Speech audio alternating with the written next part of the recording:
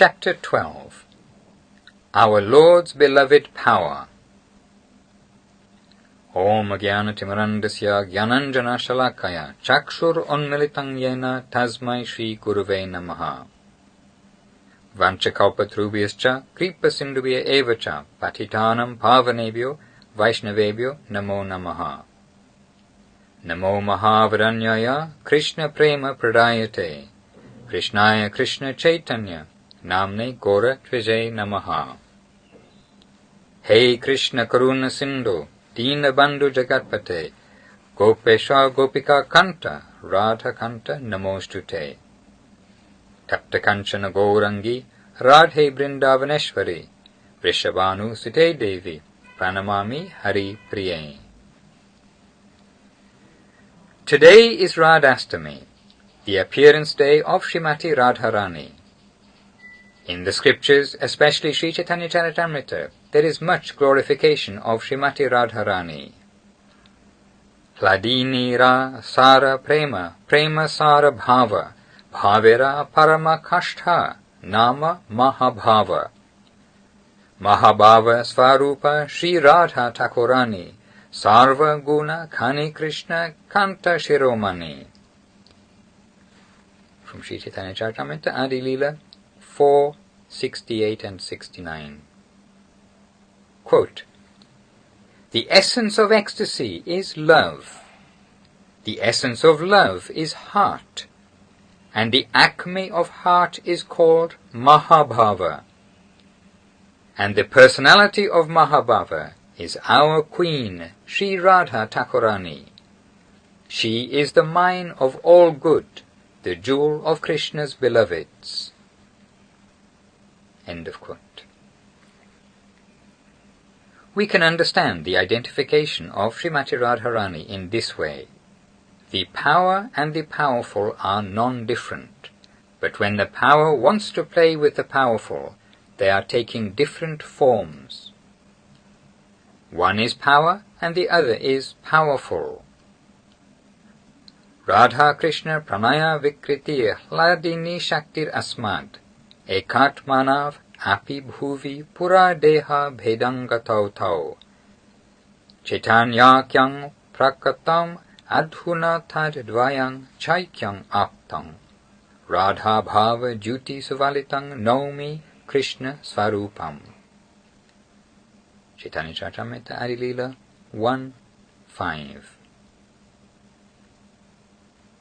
Although the divine form of Radha Krishna is one, sometimes for the pastimes of love, the power and the powerful play together as two.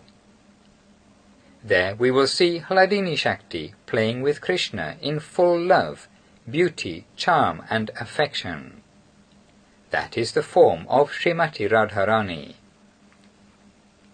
Pranaya Vikritir, where love herself is taking form and playing with the powerful, that is Srimati Radharani. Srila Swarup Damodar has explained that Krishna's power is classified in three manifestations. First is Chit Shakti, the transcendental potency. The second is Jara Shakti, mundane potency. And the third is where the first two come very close to each other, and that is called Tatashta Shakti. First is light, second is shadow, and third is the position midway between the two. That is called Tatashta. And from that third plane, the innumerable jiva souls are manifest. Krishna, the powerful, with these three powers in their fullness, is playing in the Paravyoma Dham. There unlimited manifestations of the Lord are living, all within the infinite plane. And in Vrindavan, where Krishna's play is overflowing with love and affection, everything is for the satisfaction of the powerful. There love has 5 kinds of manifestation: Shanta, Dasya, Sakya, Vatsalya and Madhura. And Madhura is of 2 types, consorthood, Swakiya, and Paramo, Parakiya. Where we see the supreme manifestation of Madhura Ras, there we see the manifestation of Srimati Radharani. She is Hladini Shakti, and Hladini Shakti is further explained in Sri Chaitanya Charitamrita. Krishna ke haladhe tate nama Hladini, se Shakti dvare sukha asvade apani. Madhya-lila 8.157. Quote, that power which is always supplying service for the satisfaction of Krishna, and through which comes full happiness, full joy, and full ecstasy, that is called by the name Hladini. End of quote. In that realm everything is eternal, and we cannot properly conceive that within our mundane intelligence. Therefore Sriman Mahaprabhu has said it is achintya. We have seen in the garden of one lady a tree with 3 different types of fruit growing from it, apricot, pear, and plum, all growing in the same tree. I often use the example that if I ask a banana tree to please give me 1 mango, it will not be able to give that, not in this world. But after seeing that tree, actually 2 or 3 trees were there, I can say that it is possible, but still unbelievable.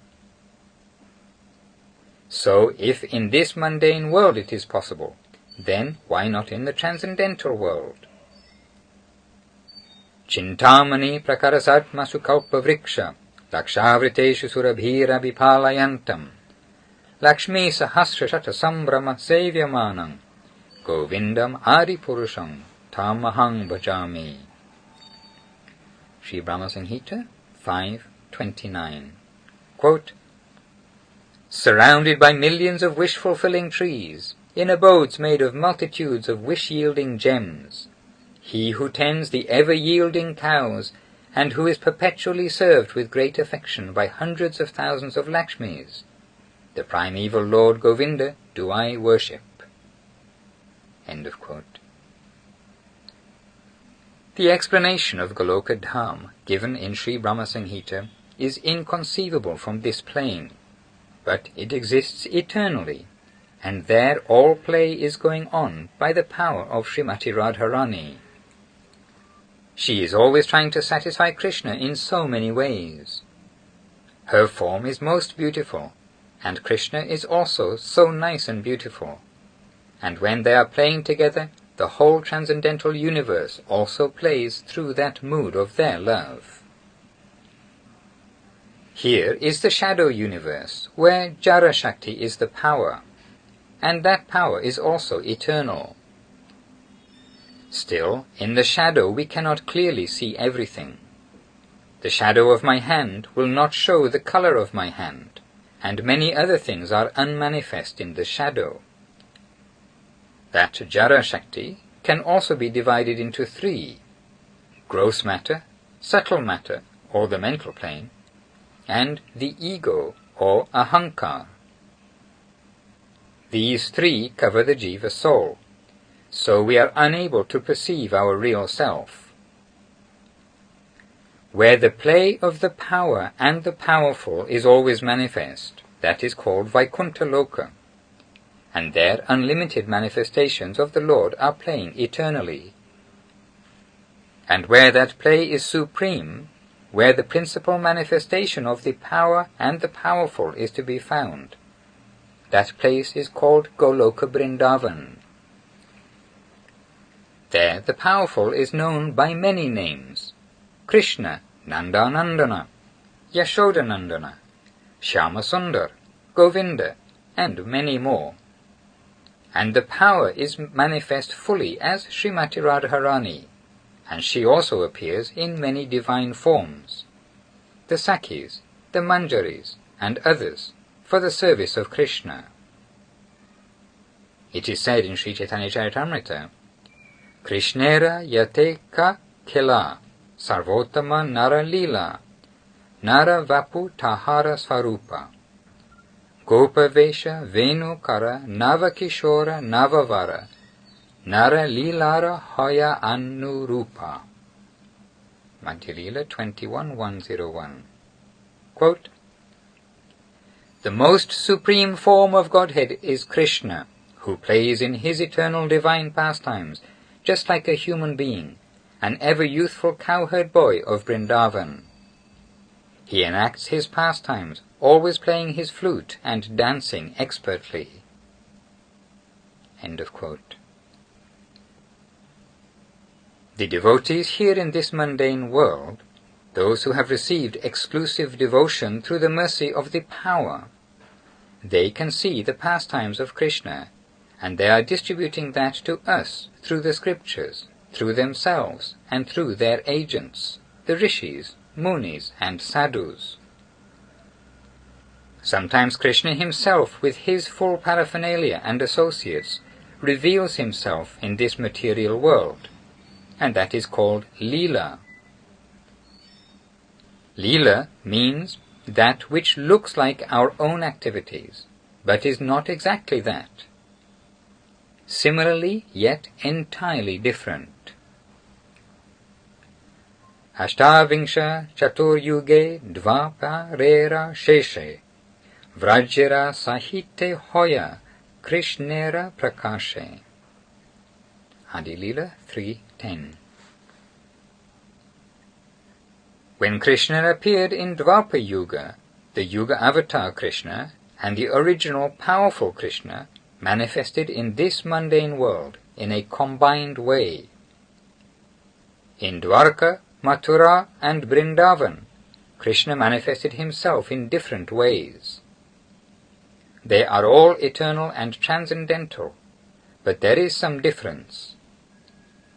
Acharya Srila Rupa Goswami has explained this as Purna, Purnatara, and Purnatama, perfect, more perfect, and most perfect, respectively.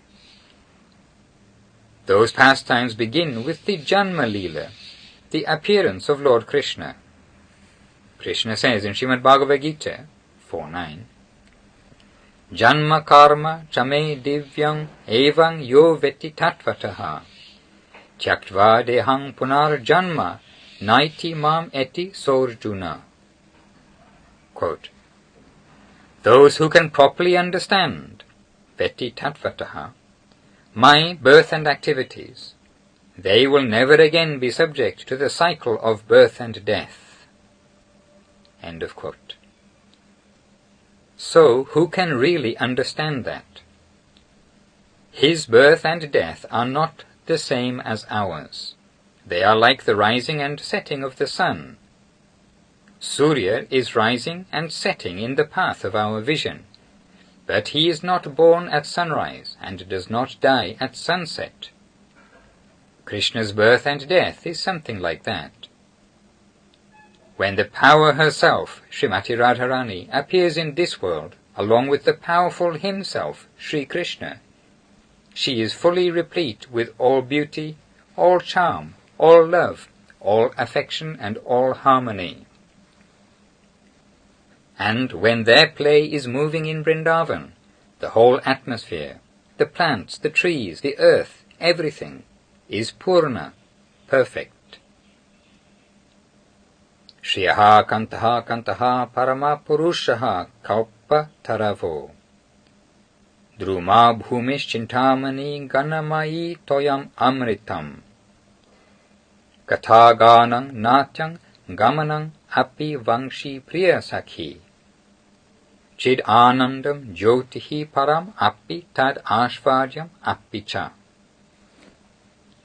sayatra kshirabhi Sravati sura bhidhyascha sumahan nimeshadhakyo va vrajati nahi yatrapi samayaha bhaje shvetadipam tam aham iha golokam itiyam vidantaste santaha kshiti virala charaha katipaye. Sri Brahma Samhita 556. And a long quote. That place where the divine goddesses of fortune are the beloved, and Krishna, the supreme male, is the only lover. All the trees are divine wish-fulfilling trees. The soil is made of transcendental gems, and the water is nectar, where every word is a song, every movement is dancing. The flute is the dearmost companion. Sunlight and moonlight are divine ecstasy, and all that be is divine and enjoyable, where a great ocean of milk eternally flows from the udders of billions of Surabhi cows, and the divine time is eternally present, never suffering the estrangement of past and future for even a split second. That supreme transcendental abode of Svetadeep do I adore. Practically no one in this world knows that place but for only a few pure souls, and they know it as Goloka. End of quote. This is the explanation, but still we cannot conceive it entirely. So the Shastra says it is achintya. When you enter into that transcendental abode, then you will feel and understand. Before that, it will be astonishing to you. Srimati Radharani appeared on this day 5,000 years ago, and she played with Krishna in Vrindavan, manifesting full paramour love with him. Srila Rupa Goswami, knowing that our vision is not very deep, has written that although their play is like that of a man and woman, it is in fact completely different from this mundane nature. Some expression has been given in the scriptures because there is no other way to express it. But what kind of love Srimati Radharani has for Krishna, and what kind of love Krishna has for Srimati Radharani, we cannot conceive of it. Pirabhirnava kalakuta katutar garvasya nirvasano nisyandena mudang sudha madhuri mahankara sankochanaha prema sundari nandanandana paro jagarti yasyantare gyayante sputam asya vakra madhurashtenaiva vikrantayaha. Chaitanya Charitamrita Madhya Lila 252. The nature of the love of Radha and Krishna is described in this verse. It is like the burning pain caused by a cobra's bite, which can cause unconsciousness within minutes. Such inconceivable pain is coming through love.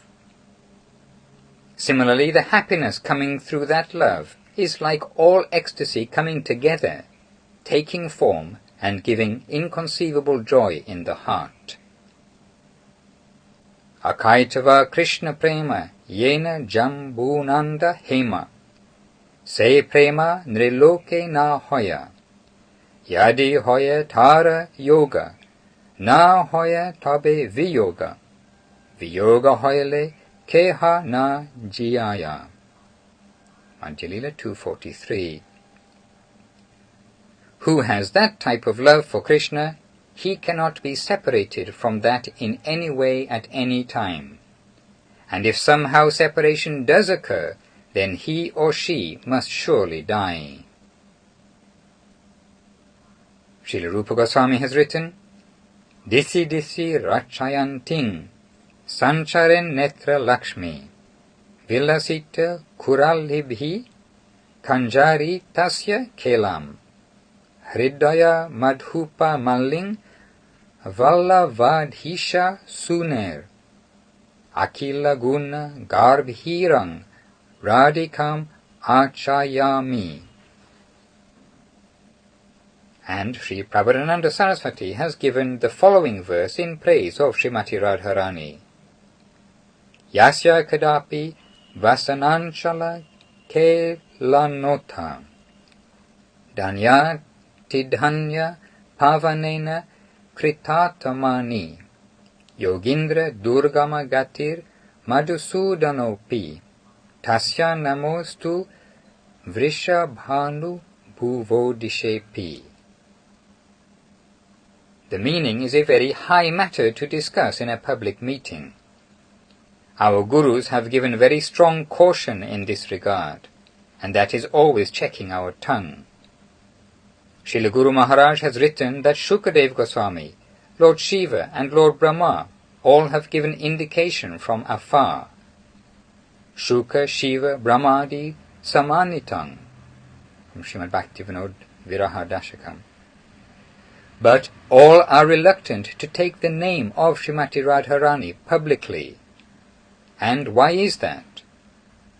The reason is that they are fearful that we will mix that highest thing with Sahajiyaism, imitationism.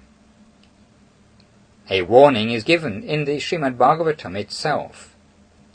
Vikriditang vraja vahubhir idang cha vishnuho shadhan vito nushinuyad ata varayet yaha bhating parang bhagavati pratilabhya kamang hrid rogam ashvapa hinotya chirena dhiraha. 10:33-39. The meaning is that if you hear about the pastimes of Krishna with the gopis, then from your physical and subtle body lust will be driven out and you will become dhira, or liberated with the mood of real devotion. But we are warned how to hear and the correct way to discuss these things.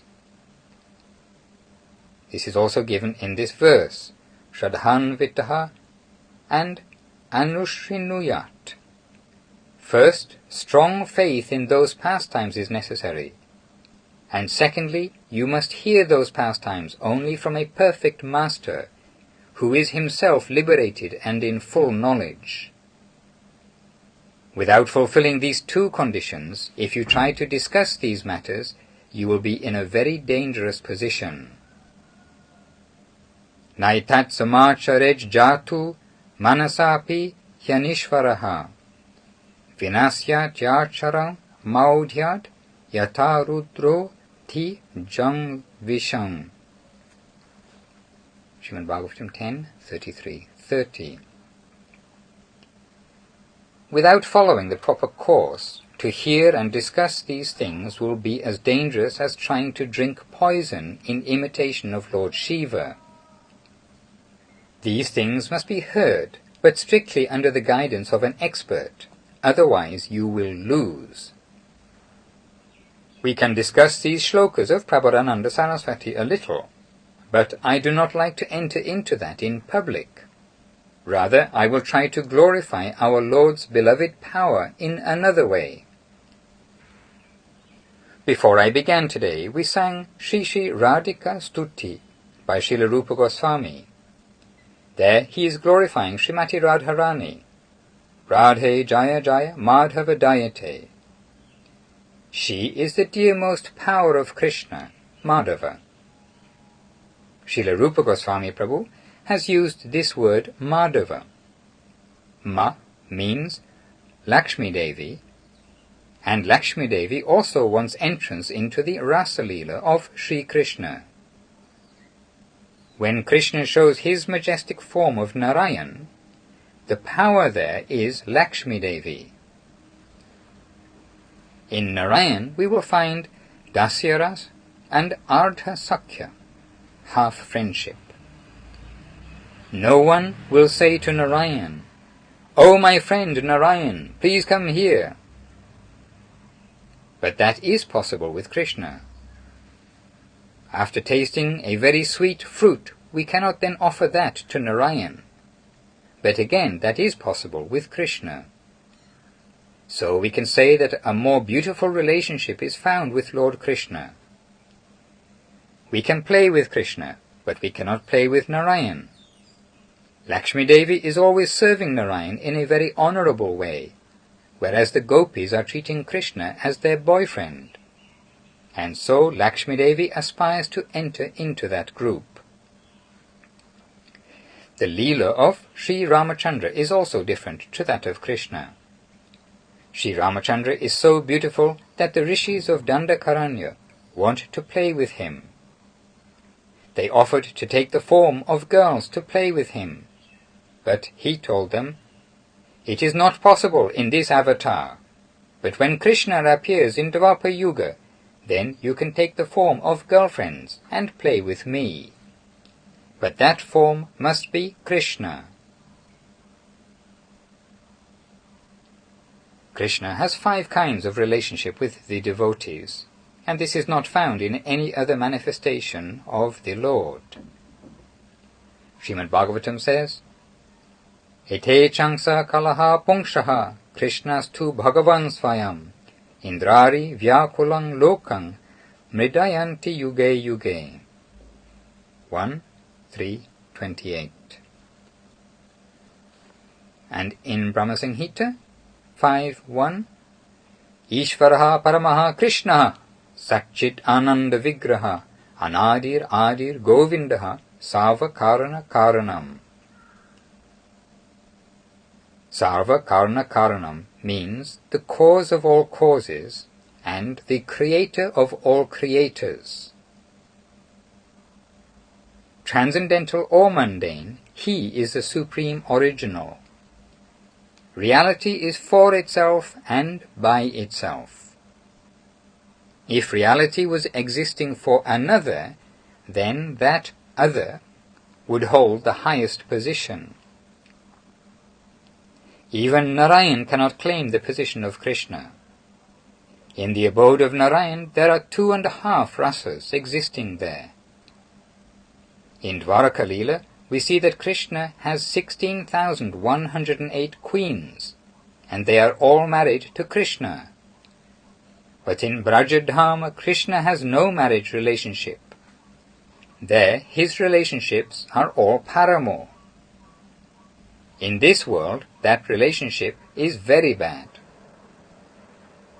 To make harmony in this mundane world, some laws have been introduced. You do not take my wife, and I will not take your wife. This is harmonious adjustment, and for that purpose many scriptural rules are also given here.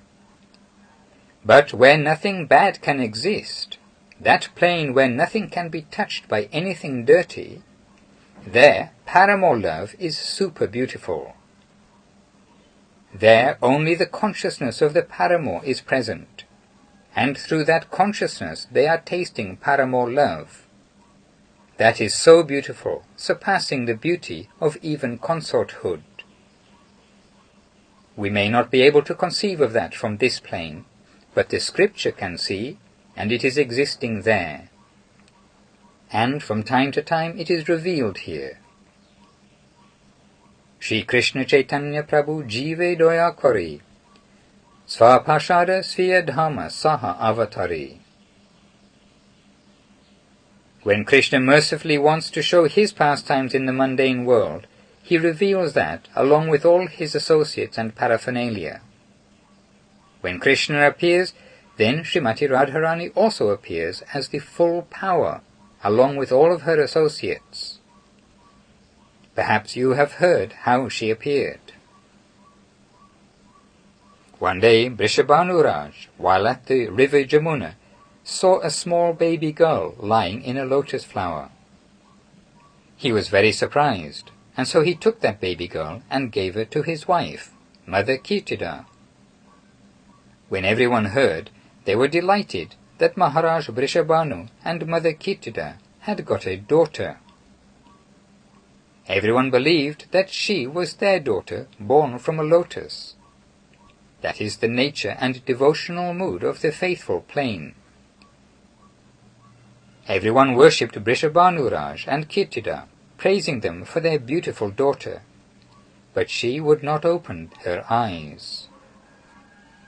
Anyhow, within a few days, Mother Jashoda heard that Raja Vrishabhanu and Mother Kirtida had a nice newborn girl, and so, with baby Krishna, she came to see.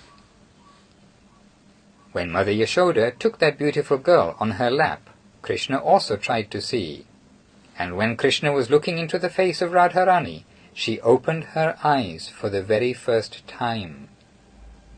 Everyone was stunned and thought, "Oh, this boy is very auspicious. when he touched this girl, she opened her eyes. This was her first darshan, the first meeting of the power and the powerful.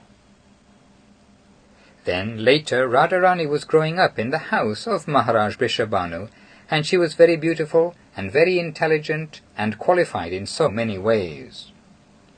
Then one day Rishi Durvasa came to the house of Maharaj Vrishabhanu, and Srimati Radharani cooked very nicely for him. Durvasa was so pleased with her that he gave her a boon that whatever she cooked would taste of ecstasy, and whoever will eat her cooking, they will get a long life. Mother Yashoda heard of that boon, so every day she would call Srimati Radharani to cook something for Krishna. Even after Srimati Radharani was married to Abhimanyu, she had an open invitation, and she was so happy. And Abhimanyu was also very happy, and sometimes he is also taking that prasadam. This is Nitya Leela. In Brajadam they do not like to say Srimati Radharani. In Bengal they say Srimati Radharani, but in Brajadam they say Sri Radha. We are adding Srimati, but they do not like that. They cannot say why, but they don't like it. In the Bengali poetry of Chandidas, Vidyapati and others, the word Srimati is often found, and Sriman Mahaprabhu relished that. So, Sri Prabhupada Saraswati Pad has given this shloka. Yasya kadapi vasananchalah kelanotha dhanyati dhanya pavanena kritatamani yogindra durgama gatir madhusudanopi tasyaha namostu vrishabhanu bhuvodishepi. He has expressed that when Srimati Radharani is moving, some breeze is coming from her clothing, and then that breeze is touching Krishna. And Krishna is feeling so fortunate at feeling that breeze, it is giving him so much joy, and that is her qualification. Srila Prabodhananda Saraswati has given this explanation, but when he is giving his pranam, he says, Tasyaha namostu vrishabhanu bhuvodishe pi. Quote, from a respectful distance I am offering my dandavat pranam, not directly to Srimati Radharani, but to the place of her birth, Vrishabhanupur. In the direction of that most holy of holy places am I making my obeisance. End of quote. Srila Rupa Goswami's song continues. Gokule Taruni Mandala Mahite. That place, Gokula, where all the associates are very beautiful, like Lakshmi Devi.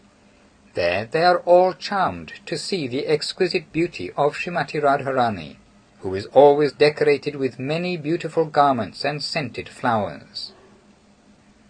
Damodararati Vadhana Veshe, Hari Nishkuta Brindavipineshe. Her pastimes are going on eternally with Krishna in Sri Vrindavan Dham. Vrishabhanu Dadi Navashashi Leke. Dadhi means the ocean. Just as the moon is said to have appeared from the ocean, so from the ocean of Vrishabhanu Raj appeared Srimati Radharani. Lalita Saki Guna Ramita Vishake, Karunang Kurumai Karuna Bharite, Sanaka Sanatana Vanita Charite. All liberated devotees, the highly qualified Mukta Purush devotees, such as Sanaka and Sanatan, they are always glorifying the abode of Krishna with his devotees, and particularly the supreme servitor of Krishna, Srimati Radharani. On this Radhastami day, Srila Guru Maharaj has given us the opportunity to sing the song by Srila Bhaktivinoda Thakur. Radhika Charana Padma Shakala Shreyera Sadma Yatane Ne Nahi Aradhila. Quote, I did not take care to worship the lotus feet of Sri Radhika, which are the abode of all auspiciousness. End of quote. The Rupanuga Sampradaya gives some special, unique appreciation of Srimati Radharani. They feel that without the merciful connection of Srimati Radharani, they cannot approach towards Krishna at all. Only if the order is coming from her will they move towards him. They are extremely fanatical about Srimati Radharani, and that is their foremost qualification. In another song, Srila Bhaktivinoda Thakur says, Radha bhajane yadi mati nahi bhela, Krishna bhajana tava akararane gela. If you have no intention to serve Srimati Radharani, if your intention is only service to Sri Krishna, then you are surely spoiled. Atapa rahita suraya nahi jani, Radha virahita madhava nahi mani. Just as without heat we cannot know the sun, so without Srimati Radharani there is no Krishna. The powerful is powerless. Kevala madhava pujaye so agyani. Who worships Krishna without Radharani, their conception must be imperfect. Who knows the glories of the power must first worship the power and then the powerful. Uma, Rama, Satya, Shachi, Chandra, Rukmini, Radhar Avatara, Shobe, Amnaya Vani. All the auspicious, powerful divine women, such as Uma, Rama Devi, Lakshmi, Satyabhama, Sati, Chandravali, etc., all are the expansions of Srimati Radharani. Hena Radha Paricharya Yakara Dana Bhakati Vinoda Tara Magaye Charana. Thus Bhaktivinoda Thakur says in conclusion that who worship the lotus feet of Srimati Radharani, he worships their lotus feet. Srimati Thakurani Ki Jai. May all glory be unto her, the power of powers, and the queen of Sri Krishna's heart. End of chapter 12 of Affectionate Guidance by Srila Bhakti Sundar Govinda Dev Goswami Maharaj.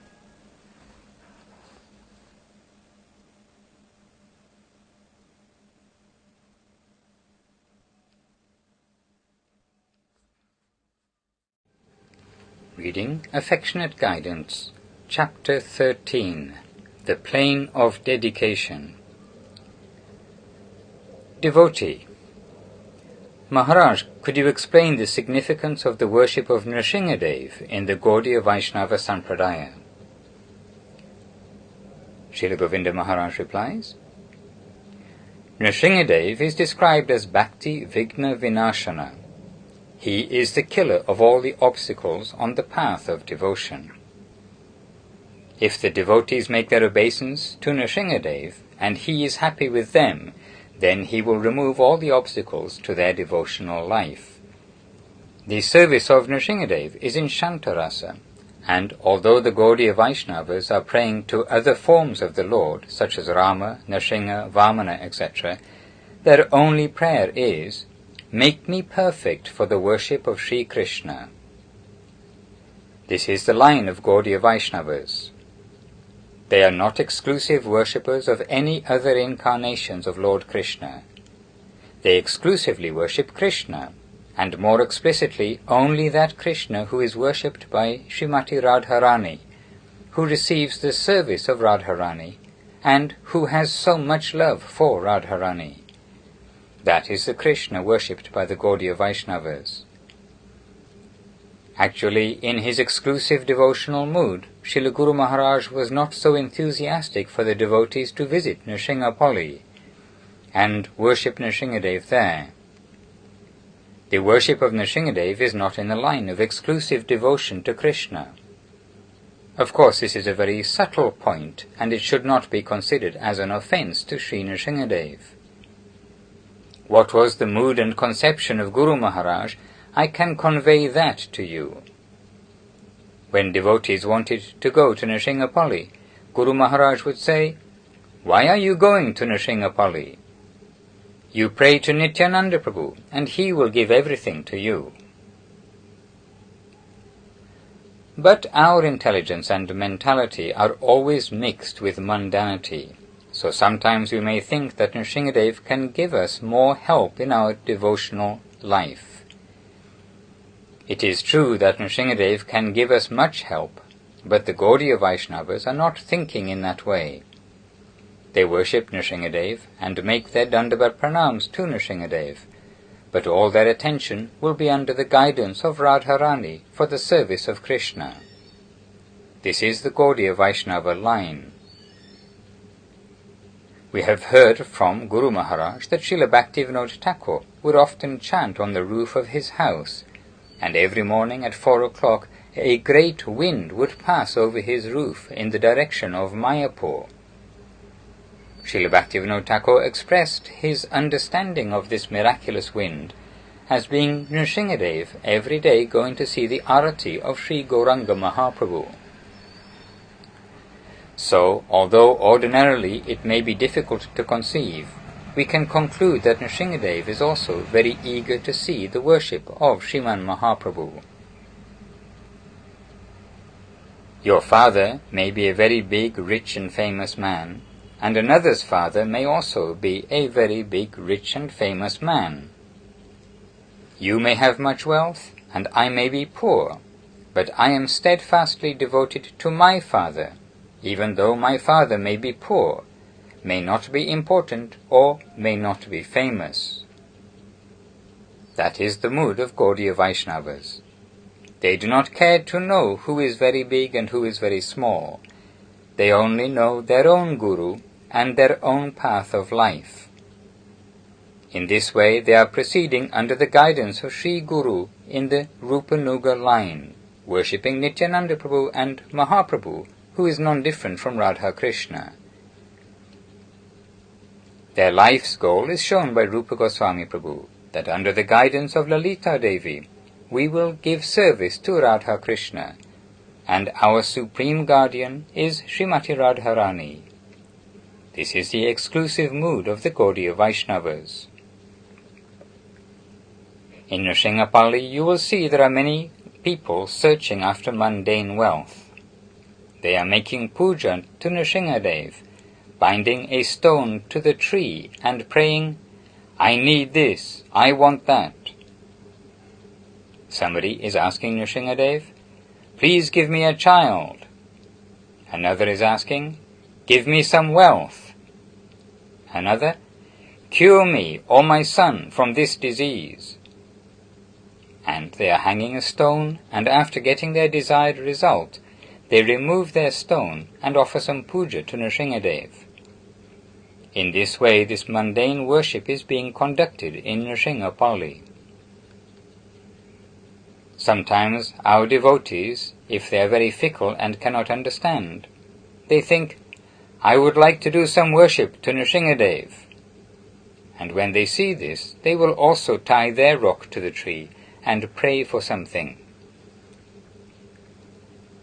Previously, the devotees visiting our mat might sometimes furtively go to Nrsingsapalli, and they would say, "Don't tell Govinda Maharaj," because they knew I would give report to Guru Maharaj, and he may not be pleased. Actually, this is how I was raised. I am trained by Guru Maharaj for the exclusive devotion to Radha Krishna, and I have not heard anything other than this conception from the first to the last time I heard from Srila Guru Maharaj. I have grown up with that conception, and I cannot compromise. But still I am compromising. Somewhat unhappily I am compromising, because I see that if I do not compromise with others, then they may leave the sampradaya of Guru Maharaj. But the mood of Guru Maharaj was always exclusive devotion to the service of Radharani under the guidance of Lalita Devi. That is the mood of Guru Maharaj, and he cannot tolerate anything without this.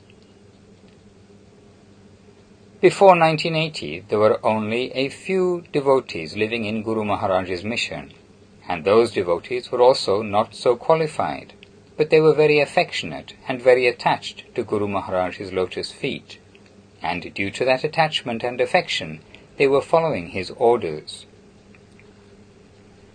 They did not know much Siddhanta, but whatever order was coming from Guru Maharaj, they would follow that. They only knew service, and they were very happy with that service. I had not been to Nrsimhapalli before I went there during Navadip Parikrama, about 30 years ago perhaps, and when the Western devotees started to come, and they wanted to see Navadip Dham, then I am sending some to Nrsimhapalli, some to Mayapur, some to Chapahati, etc. It was only then that our connection with Nrsimhadev was there to some degree, but not before. Only once yearly we were going and giving some puja with 500 or perhaps 1,000 devotees to Nrsimhapalli during parikrama. The intention was not to see any one particular place, but rather the whole of Gauradham. The Western devotees are coming from time to time, and all cannot come during the time of Navadip Parikrama. When they come, they want to see something of the Dham, and so sometimes we are sending devotees to Nrsimhapalli, and they are very interested when they hear that Nrsimhadev will give very easily. But the truth is that it is not so easy to get a boon from Nrsimhadev. It is very easy to get a boon from Lord Shiva. If you ask for anything from Lord Shiva and offer some Ganges water and bael leaves, then he will happily give anything. His mood is like that. But Nrsimha is more difficult to please. Still, he is very merciful to the devotees, and he will give us some help in our devotional life. But the Shuddha Bhaktas, the pure devotees, they are not asking for anything from anyone. And if they do ask for anything, then they will ask Krishna. Their only business is with Krishna and no one else. If you are indebted, you must be indebted to Krishna. If you are earning, then you earn from Krishna. If you are gaining, you gain from Krishna. Their only transaction is with Krishna, and this is the nature of the pure devotees. There are many perspectives to the Absolute. What can I say? Srila Vyasadeva has composed 18 separate Puranas, the Mahabharata, Vedanta Darshan, and so many other scriptures he has compiled for our adhikar. Adhikar means one's position in devotion, and Vyasadeva wants to bring us all to the line of Krishna Bhakti. He is trying to elevate all jivas from every position of life, and for that reason he has compiled so many different scriptures. And if we meditate on this, we will realize that it is necessary to give a chance to others to move towards Krishna. If we are to rigidly exclude the validity of anything but our own way, then others will not be able to proceed happily. There are many levels of development. We are making many varieties of prasadam, because we are not easily satisfied with only one. So, similarly, there are many varieties of devotion, and we must accommodate that to give a chance to others. But for one who has exclusive devotion for Sri Sri Radha Krishna, they cannot happily compromise. If you say you are a follower of the Gaudiya Vaishnava line, then you are immediately separated from all other devotional moods. The Gaudiya Vaishnavas are a class of Vaishnava that only need the mercy of Srimati Radharani and nothing else. The final conclusion has been given to us by Srila Raghunath Das Goswami and Srila Rupa Goswami. Das Goswami says, Ashabharair Amrit Sindhu Mayai Katharchit Kalo Maya Tegamitaha Kila Sampratang Hi Tvangchet Kripamayi Vidhasyasi Naiva King Me Pranayr Vrajena Cha Varoru Bakarinapi. Quote, This is my only hope, O Radha, that one day you will bestow your mercy upon my head, and for that I am waiting so long. Now I am over 80, and I cannot tolerate it any more. Please bestow your mercy upon me. I am waiting on the banks of Sri Radha Kunda for your mercy alone.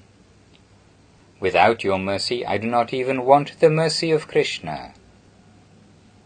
End of quote.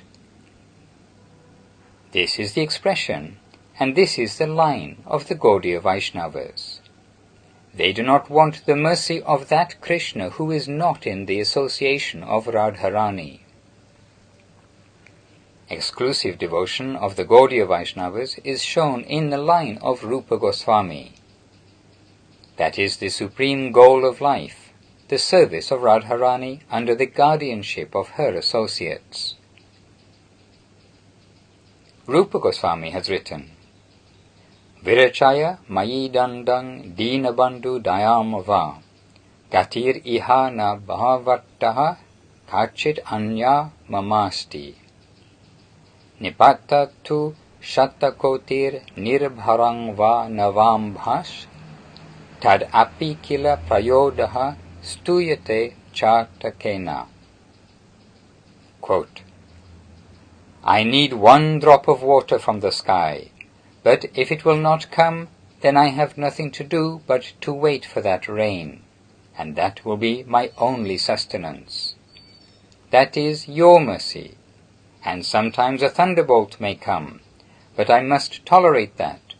I want no other water except for the water that falls directly from the sky. I am waiting for that like the chatak bird. I need your mercy and nothing else. O Krishna, if you give that mercy, I shall be satisfied, and I shall be full of joy. And if you will not grant me that, then I shall wait, and, like the chatak bird, I will not look anywhere else. End of quote. All the great Gaudiya Acharyas are followers of Sri Sri Rupa Raghunath, and they are not going anywhere else. They are reading the Bhagavatam and all the Vaishnava scriptures, but when they find the mood of Madhura Rasa, this part of Srimad Bhagavatam has the greatest attraction for them. Inside of Srimad Bhagavatam there are many things other than the Leela of Krishna, many stories, but they are not so much interested in this. They have passed many things, and now they are reading in the master degree class. They have no time to learn the rudiments of language. They have passed that stage. The line of Gaudiya Vaishnavism is a very exclusive devotional mood, and you will get the whole conception in one place, and that is in chapter 8 of Sri Chaitanya Charitamrita, Madhya Leela, the Lord's conversation with Ramananda Roy. You will also find it in the Lord's conversation with Raghupati Upadhyaya, and specifically in the books of Sri Krishna Karnamrita and Sri Brahma Sanghita.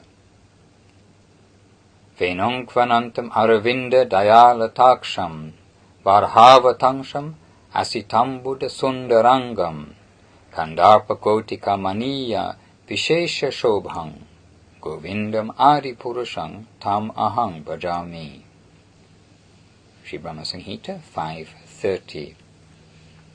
Quote, always playing the flute, his eyes like blooming lotus petals, his head adorned with a peacock feather, his beautiful form the hue of a blue cloud, with the unique beauty that charms millions of cupids, the primeval Lord Govinda do I adore. End of quote. all the explanations are going to show Krishna. Once in Puri, Vallabha Bhakta approached Mahaprabhu and said, "You are preaching Krishna Nama, and I have given many explanations of the name of Krishna. You please hear that." And Mahaprabhu said, "No, I do not like to hear that. I cannot tolerate hearing many explanations of the name of Krishna. Only that he is Shyama Sundar and that he is Yashodanandan, the son of Mother Yashoda. That is sufficient for me, and nothing more do we want to hear from anybody." That is the expression of Mahaprabhu. Prabhu kohe, Krishna namera bahu atana mani, Shyama Sundara Yashodanandana e matra jani. Chaitanya Charitamrita, Antilila 785. We want to hear that he is Shyama Sundar and that he is Yashodanandan. This is his identity. Mahaprabhu asked Raghupati Upadhyaya, "What is the most beautiful form of Krishna?" And Raghupati Upadhyaya said, "Shyamam eva parang rupang." Shyama Sundar is the topmost. And what is the supreme land? Sri Raghupati Upadhyaya replied, "Puri Madhupuri Vara, the transcendental land of Mathura, where there is Vrindavan." And what is the best age of the Lord? He replied, "Vayaha Kaishorakang Dhyayang, from 13 to 15, that age is the best." Mahaprabhu then asked, "What is the supreme rasa for the satisfaction of the Lord?" And he replied, "Aja eva paro rasaha, the supermost rasa is conjugal love." Then Mahaprabhu happily said, "Today I have learnt a new shloka from you. Shyamam eva parang rupang puri madhu puri vara vayaha kaishorakang jheyam aja eva paro rasaha." Sri Chaitanya Charitamrita, Madhya Lila 19.106. Mahaprabhu's conception is very simple, but we are making it complicated in so many ways, because we are tainted with a kind of uncleanliness. Mahaprabhu has given within his Shikshastakam a shloka about Harinam Sankirtan, and I think this is sufficient for us. What could we need more than this? Chetodapana marjanang bhava mahadavagni nirvapanang Shreyaha Kairavya Chandrika Vitaranang Vidya Vadhu Jivanam Anandam Buddhi Vadanang Prati Padang Punamritashvadanang Sarvatma Snapanang Parang Vichayate Shri Krishna Sankirtanam. Chetodapana marjanang, that is the full, clean position of the jiva. The mind, the consciousness, is being fully cleansed by the performance of Nama Sankirtan. But cleanliness, purity, on its own is not sufficient.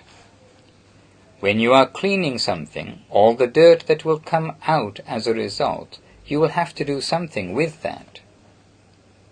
The dirty things, our mundane wealth, our mundane conceptions, all our evil tendencies, what will we do with them? Bhava Mahadavagni Nirvapanang. You make a fire there, and that fire of Nama Sankirtan will burn all those things to ashes. First you will clean your house, and then you will burn all the filth accumulated there. And then, in its place, you will need to establish something good. Shreya Kairavya Chandrika Vitaranang Vidya Vadhu Jivanam. You can start a new life there, and you will see the nectarian ray of Krishna Nama bestowing grace upon your head. The service of Sri Krishna in Madhura Rasa. Sometimes I think this one shloka is sufficient. There we find Chaitanya, Advaita and Nityananda. When Sri Chaitanya appears in our heart, then all that is at Chaitanya flees from there. Then Sri Advaita, the feeling of Soham, that means Krishna is the Supreme Personality of Godhead and I am a part of him, and Nityananda. Ecstasy, nectar, everything.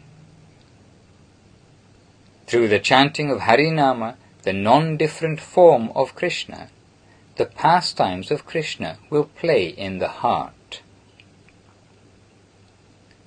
Shreyaha Kairava Chandrika Vitaranam Vidya Vadhu Jivanam Anandam Buddhi Vadanam Prati Padang Punamritashvadanam Savatma Snapanam Parang Vijayate Sri Krishna Sankirtanam. Shikshastakam is the gist of all slokas, and in this first shloka we can see that everything is contained there, the living conception of Sri Chaitanya Mahaprabhu. Who has the eyes, he can see. Ajnana Timarandasya. This is the main thing that we need. Through love and hankering, and through the mercy of Krishna, you can reach the service plane of Krishna. It is hard to leave the plane of exploitation, and the plane of renunciation is very harsh without the mercy of Krishna. But dedication, the plane of reality, can clean us. It can give us a higher, authentic position in the transcendental world. This is the plane of dedication. End of the reading of chapter 13, also end of section 1 of Affectionate Guidance.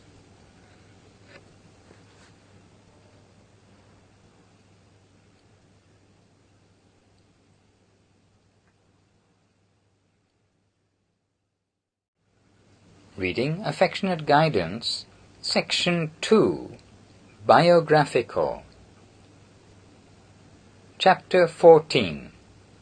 Srila Madhavendra Puripat, the Sprout of Love Divine. Today is a most auspicious day, the holy disappearance day of Srila Madhavendra Puripat. The sprout of divine love for Krishna, Krishna Premankur, appeared in this world in the form of Sri Madhavendra Puri. Mahaprabhu and Nityananda Prabhu glorified Srila Madhavendra Puri so much. Nityananda Prabhu and Advaita Prabhu were disciples of Srila Madhavendra Puri. Ishvara Puri and so many other sannyasis of that time were very famous, and you know Ishvara Puri was the very devoted and intimate servitor of Srila Madhavendra Puri, and it was he who appeared as the Guru of Sri Chaitanya Mahaprabhu. So Srila Madhavendra Puri's position is so high in our Sampradaya. Actually, we formally introduce our Sampradaya as the Brahma Madhava Gaudiya Sampradaya.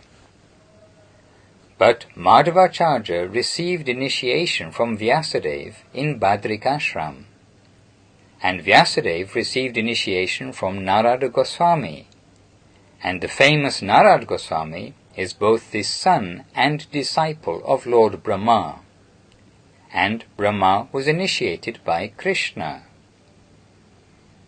So our Sampradaya started from Krishna, but at a certain period after Madhavacharya, the Krishna conception was hidden, but again took a very brilliant form through Srila Madhavendra Puri. By the grace of Sri Chaitanya Mahaprabhu, we consider him to be the actual Guru of Raga Marga. The path of loving service divine made its appearance in this world through Srila Madhavendra Puri. The sprout of Krishna Prema has appeared as Srila Madhavendra Puri, and after that came the great tree in the form of Sri Chaitanya Mahaprabhu. As you know, Mahaprabhu is the non-different form of Sri Sri Radha Govinda. All his associates, such as Sri Rupa Goswami, Sri Sanatana Goswami, etc., appeared in our exalted Rupanuga Sampradaya. From Krishna to Srila Madhavendra Puri is one part, and another part is from Srila Madhavendra Puri up to our Guru Maharaj. Today is the disappearance day of that Srila Madhavendra Puri. He was a very intimate devotee of Krishna and Radharani. Radharani herself fully bestowed her mercy upon Srila Madhavendra Puri. When Sri Chaitanya Mahaprabhu was on his way to Puri Dham, he told the transcendental story of Srila Madhavendra Puri to his associates as they halted at Remuna, Orissa. Mahaprabhu said that he had heard this from Ishvara Puri. Srila Madhavendra Puri was of a very renounced mentality. He never asked anything from others, but whatever came to him he accepted as the mercy of Krishna. He never begged for food, but he would accept whatever he required when it was given to him. If he did not receive anything at all, he would fast that day, but he would not go to anyone's house for begging. That was his nature.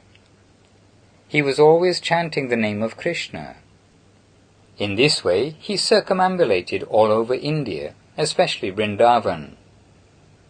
Now Mahaprabhu told his story to his devotees in Ramuna. One day Srila Madhavendra Puri was circumambulating Govardhan, and at night he stayed there under a tree at Govinda Kund. He did not beg at any house for food.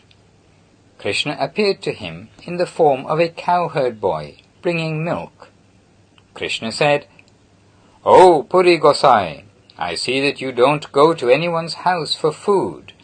Now the ladies of this village have sent this milk for you. Take it." Srila Madhavendra Puri was very surprised at how they could have known he was fasting. So he asked that boy, "How do you know I am fasting?" The boy said, "The ladies came for taking water from the pond, and they saw you. They felt that you were hungry, so they sent this milk. Take it. I have some duties to do, milking the cows. So I shall go for that, and come back again and take this pot back." Seeing the boy's effulgence, Madhavendra Puri was astonished. Anyway, he took that milk and waited to return the pot to the boy. But the boy did not return. Madhavendra Puri sat there chanting the name of Krishna until after midnight, when he fell asleep. He saw that boy come to him in his dream, revealing his identity. "Shri Gopal Namamora Govardhana Dhari Vajrera Stapita Ami Ihan Adhikari." Quote, "My name is Shri Gopal, and I am the master of this village. And Vajra, Krishna's grandson, installed me as Shri Gopal, and from that day I have lived here. But there were disturbances from the anti-religious section, and they wanted to disturb me. So my servitor kept me in a kunja, grove, of Govardhan, and fled. From that day I am living in this grove. See, here is that place. I am suffering very much here from the cold, heat, rain, and wind. So bring the people of the village and bring me out of this place. Establish my worship in a mat on the top of the Govardhan hill. For so long I have been waiting for you, Madhava, to come and to do my service." Madhavendra Puri awoke and fell to weeping. Then he composed himself to follow the order of the Lord. He assembled many of the villagers with implements like spades, shovels, etc., and they all worked hard to clear the entrance to the grove, which had become thickly overgrown with jungle creepers and plants.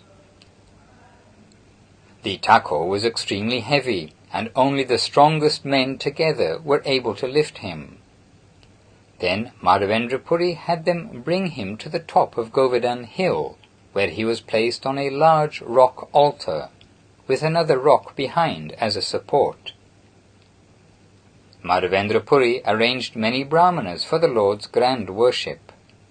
He made all those brahmanas into Vaishnavas and arranged for the great festival of Annakut, where a mountain of rice and other foods is offered to the Lord. That festival was seen to be identical with the same festival that was performed by Nanda Maharaj, by the wish of Krishna.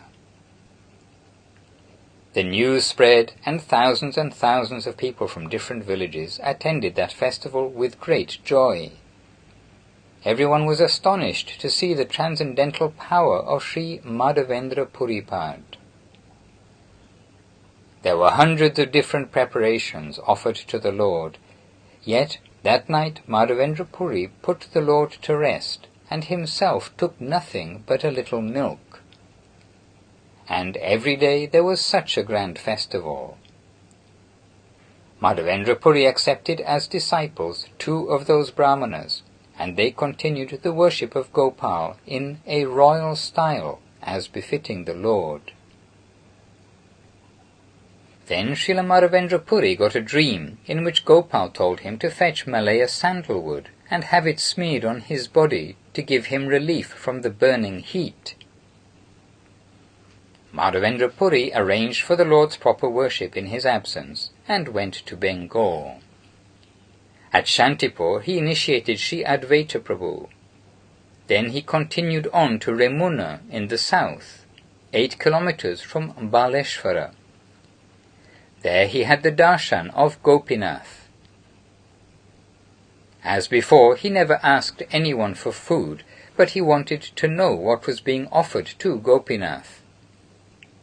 The Brahmana there described to him all the offerings, and told him how in the evening they were offering Gopinath 12 pots of kheer, or condensed milk. For a moment Madhavendra Puri thought, if I could get a little of that kheer and taste it, I could make the same thing to offer to Krishna when I go back to Vrindavan. But immediately he felt to revile himself as unchaste, only for the thought to taste that kheer. He left and went to the village market and sat under a tree there, chanting the holy name of the Lord. In the meantime the pujari made the offering, bhog, to Gopinath as usual.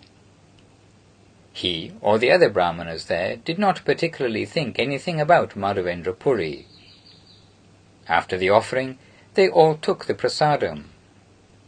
After going to sleep, the head pujari got a dream in which Gopinath told him, "O pujari, you do not know it, but I have stolen 1 pot of kheer for Madhavendra Puri and hidden it under my cloth.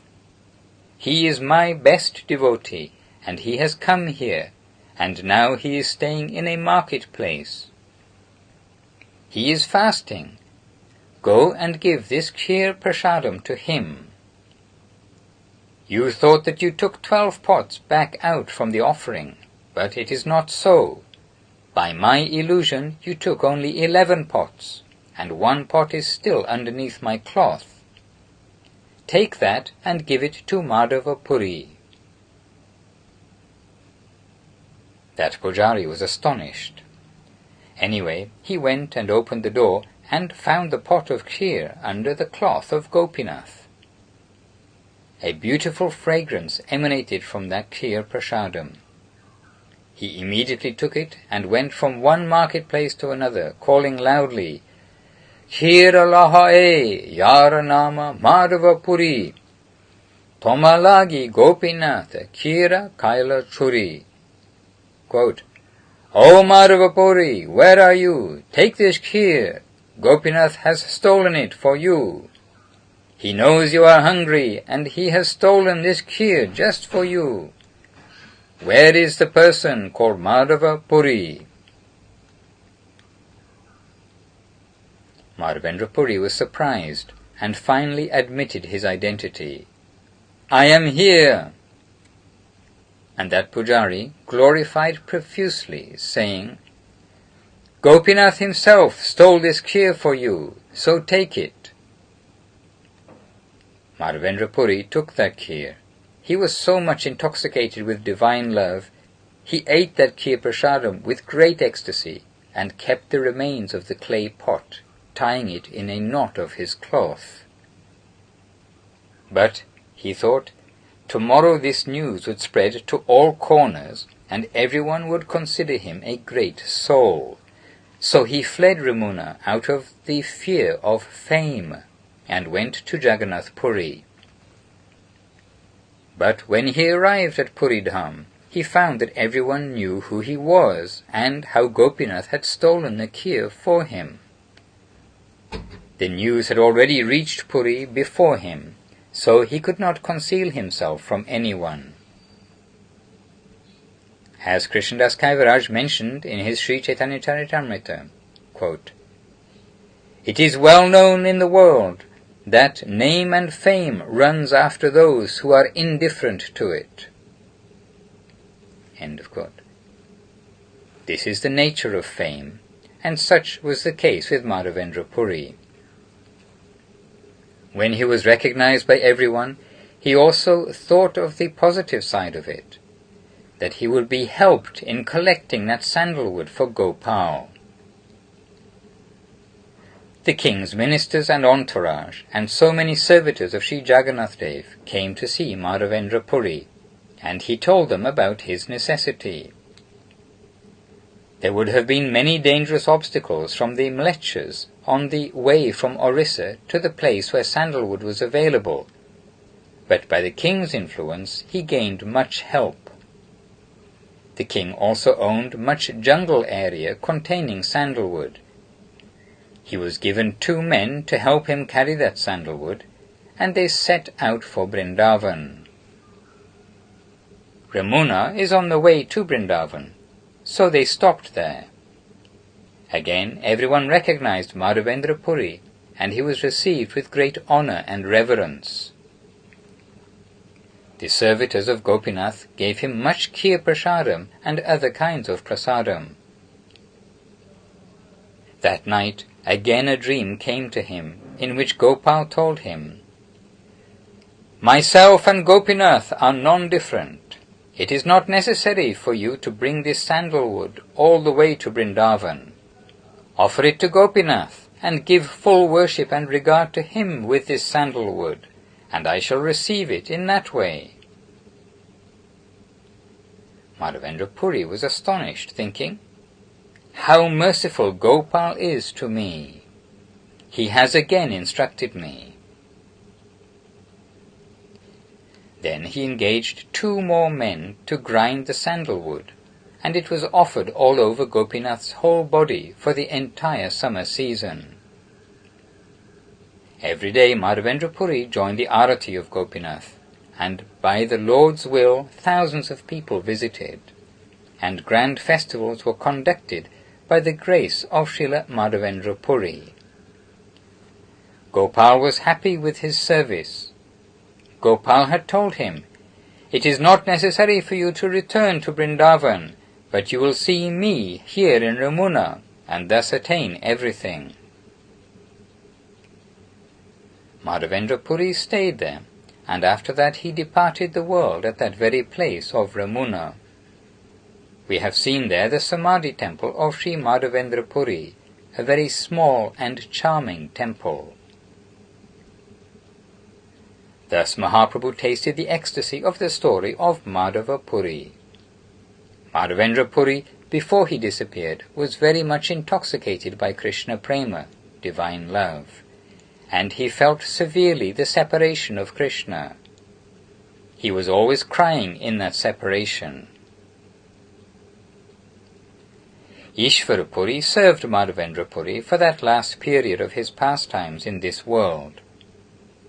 Ishvara Puri rendered his personal service to the last detail, for which Madhavendra Puri praised him so much. In his deep mood of separation, at that time Madhavendra Puri sang a particular shloka, and Mahaprabhu heard that shloka from Ishvara Puri, and Mahaprabhu tasted that shloka with his devotees in Ramuna Dham. Ayi dina dayadra nata he mathura nata kadava lokyase hridayang tvad aloka katarang dayata brahmyati king karomyaham. Again and again, chanting this shloka, Mahaprabhu was overwhelmed in his ecstasy. Mahaprabhu said that this shloka was the direct words of Radharani, revealed in the heart of Madhavendra Puri. Krishnadas Kaviraj has given this very beautiful explanation. E shloka kahi ya chena radha takurani tara kripaya spuri ya che Madhavendra vani kiba gora chandra iha kore asvadana iha asvadite ara nahi chauta jana. Radharani was very much intoxicated with the mood of separation from Krishna, and she cried to Krishna with this shloka, and that kind of pain in the separation of Krishna appeared in the heart of Madhavendra Puri. Mahaprabhu said that no one in this world can fully understand the substance of this shloka. It was chanted by Radharani and revealed in the heart of Madhavendra Puri, and he tasted that separation. And now, Gaura Mahaprabhu, Sri Chaitanya Mahaprabhu, he is tasting that shloka. There is no fourth person who can taste it properly. When I heard this shloka from Srila Guru Maharaj, the question immediately arose in my mind. Present there is Nityananda Prabhu, who is the disciple of Madhavendra Puri, and many other greatly qualified personalities were present there. But Kaviraj Goswami said, Iha asvadite ara nahi chauta jana, that no fourth person can taste it. That type of wealth is in this shloka. If we try to understand the internal wealth of this shloka, we must fail. Only by the mercy of Radharani can it be tasted. When will that day come? Maybe it will never come, no doubt, but by the grace of Radharani, in her non-different form of Gurudev, that mood of separation may be revealed in our hearts. We have heard various explanations of this shloka from Guru Maharaj, and when he was tasting this shloka, I was amazed to see his face. By his extraordinary expression, we could get a glimpse of the great depth of his divine feelings for this highest of the high and finest quality of divine essence. Everything that Mahaprabhu Chaitanya Dev gave to the world is within this shloka as the very gist of Krishna Prema. Many varieties of moods of devotion are present within this shloka, and that was explained by Srila Guru Maharaj. How much have we got of that? We hesitate even to think about it. And Kaviraj Goswami cautioned us to be conscious of our own position. He said, E shloka kaya chenna radha takurani tara kripaya spuriyache Madhavendra vani. If Radharani had not been merciful to Madhavendra Puri, it was impossible for this to have been revealed in his heart, and he would never have chanted it. And Krishna himself tasted it in the form of Gauranga Mahaprabhu, who is Krishna with the heart and halo of Radharani. Therefore, Krishnadas Kaviraj says that really there is no fourth person who can taste it. Still, by the grace of Madhavendra Puri, that mood may be revealed within our hearts. but we cannot expect it. We are living in this mundane world full of illusion, and when the illusion leaves our vision and the transcendental world will reveal itself in our hearts and before us, that day we may understand something of it by the grace of Radharani in her non-different form of Gurudev. You know, in the Brahma Samhita, the famous shloka, Shriyaha kantaha kantaha parama purusha kalpa taravo Druma bhumish chintamani ganamayi toyam amritam Kata ganam natyam gamanam api vangshi priya sakhi Chiranandam jyotihi param api tad ashvadyam api cha Sayatra kshirabdhi shravati surabhi bhyas cha sumaham Nimeshadha kyo va vrajati na hi yatrapi samayaha Bhaje shvetari pang tam aham iha golokam iti yang Vidantaste santaha kshiti virala charaha katipaye. With the proper vision, we can know this comment of Brahma Samhita and the comment of Kaviraj Goswami and the comment of Bhaktivinoda Thakur to be one and the same. Srila Bhaktivinoda Thakur also commented, If you think that you know everything about Krishna, you are living in a fool's paradise. We have seen many that think they are enlightened by Krishna consciousness. They have much knowledge about Krishna consciousness, but they are living in a fool's paradise. Here it is indicated in this shloka of Brahma Samhita, Vidantaste santaha kshiti virala charaha katipaye. There are very, very few saints of that caliber, almost none, who can understand this. Amongst many saints, sadhus, devotees, scarcely one can understand this. This is the real line of the teachings of Srila Rupa Goswami. He has given the perfect knowledge, but it will not be revealed to anyone without surrender to Sri Chaitanya Mahaprabhu. No doubt, in one respect, this comment of Kaviraj Goswami makes us feel very hopeless, but on the other hand, we do have the possibility to gain entrance to that abode which is full of Krishna prema.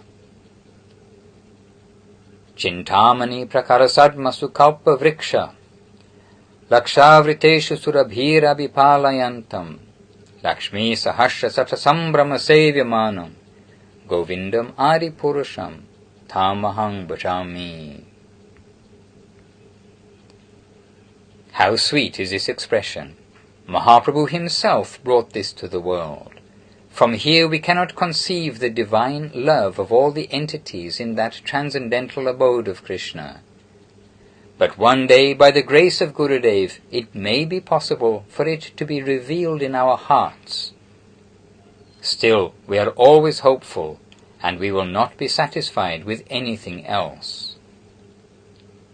These are the teachings of Sri Gurudev. Srila Rupa Goswami said, Virachaya mayi dandang dina bando dayamiva gatir ihana bhavataha kachid anya mamasti nepatatu shatakotir nirbharang va navambhas tadapi kila prayodha stuyate chatakena. The Chataka bird will not be satisfied with water found anywhere on this earth, but only a few drops of water from the blue cloud in the sky will satisfy him. There is so much water in the pond, the river, the ocean, but he won't take one drop of it. That is the nature of the Chatak. The blue cloud may punish him with a thunderbolt, but he never stops singing the glories of the cloud. This is chastity, this is surrender. This shloka shows us this in full. Quote, I do not want anything else from anywhere. I want nothing but your mercy. Please give it to me. End of quote. Srila Raghunath Das Goswami also expressed the same. Sri Rupa Sanatan, Sri Jiva Goswami, Sri Raghunath Das Goswami, they are all in that mood, and that group is our heart, our life. Ashabarair amrita sindhu mayai katanchit, kalo mayate gammittaha kila sampratam hi, tvaichet kripang mayi vidhasyasi naiva king me, pranay raje nacha baroru bakarinapi. Quote, O Radharani, it is my only hope that you will bestow your mercy on my head, and to this day I have sustained that hope for my whole life. End of quote. At that time Raghunath Das was perhaps 80 or 82 years old when he composed this. Quote, This is my only hope. You will bestow your mercy upon me. This is all I want. Without your mercy I do not want even Krishna. What shall I do without your mercy? I do not want Krishna's mercy either. If Krishna will come to me, I must say to him, Please wait here. Only if Radharani gives her permission can I talk to you. And I am praying my whole lifetime, O Radharani, for your mercy. Your mercy is my only objective. I am living in Brajadham for that purpose alone. Otherwise, if you do not bestow your mercy, I have no interest even in a relationship with Krishna. End of quote. This is the most special kind of devotion. We are always loudly declaring everywhere, Krishna is the Supreme Personality of Godhead. Krishna is the Supreme Personality of Godhead. Krishna is the Supreme Personality of Godhead. But here we find that Krishna has no position for the Rupa Nuga Vaishnava. Ishvaraha Paramaha Krishnaha Satchit Ananda Vigraha Anadir Adir Govindaha Savakarana Karanam. Quote, Krishna, Govinda, is the Supreme Personality of Godhead. His divine form is all eternity, consciousness and bliss, and he is the cause of all causes. End of quote. Such is Krishna's supreme position. But what value is his supremacy to the Rupa Nuga Vaishnavas? They are very intimate to the Ashraya Vigraha, Srimati Radharani, and they are always under her control. Radharani is serving Krishna with full energy, and they are supplying the devotional ingredients. Guru Maharaj told me not to make too many mats, otherwise I may find myself in trouble. Then I said, Maharaj, now our family has grown so much. The devotees are visiting Puri Dham and Vrindavan, and they have no shelter to stay at those places. Unhappily, they have to use a hotel or some other outside place. You please give me permission, and I shall try to make something in Puri Dham and Vrindavan Dham.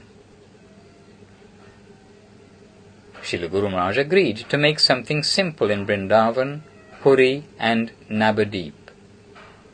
I also told him that Calcutta was a transit station for the devotees, and a place for them to stop over was also necessary.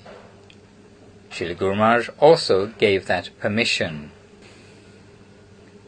So it was then that Guru Maharaj said, If you make something in the Vrindavan locality, make it in Govardhan. We will stay near to Radhakund, but we will not stay in the Radhakund area itself.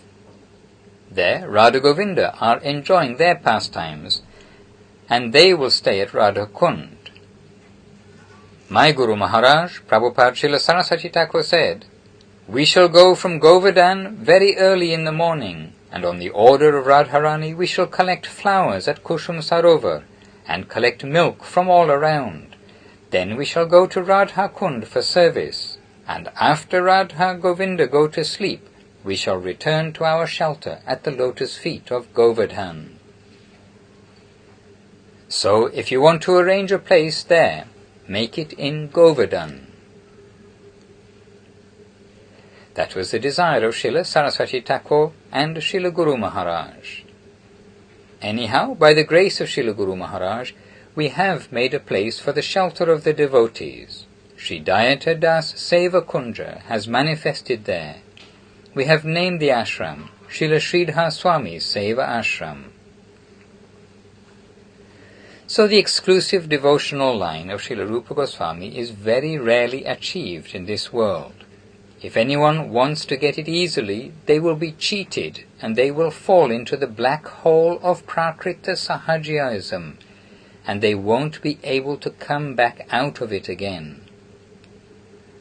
One should not try to get it easily, but it will be easy by the grace of Guru, by the grace of Radharani.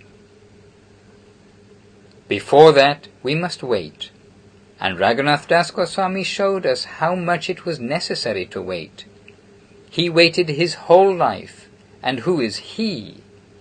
He is the associate of Radharani, but he showed his pastimes in Gaura Leela in the deepest mood of separation from Radha Govinda. The Goswamis are associates of Radha Govinda, and they have other forms in Krishna Leela. They are always serving Radha Govinda, but in the Mahabhaumya Leela, they showed that they passed their lives in the mood of union in separation. All this was manifest from that original sprout of Krishna Prema, Madhavendra Puripad.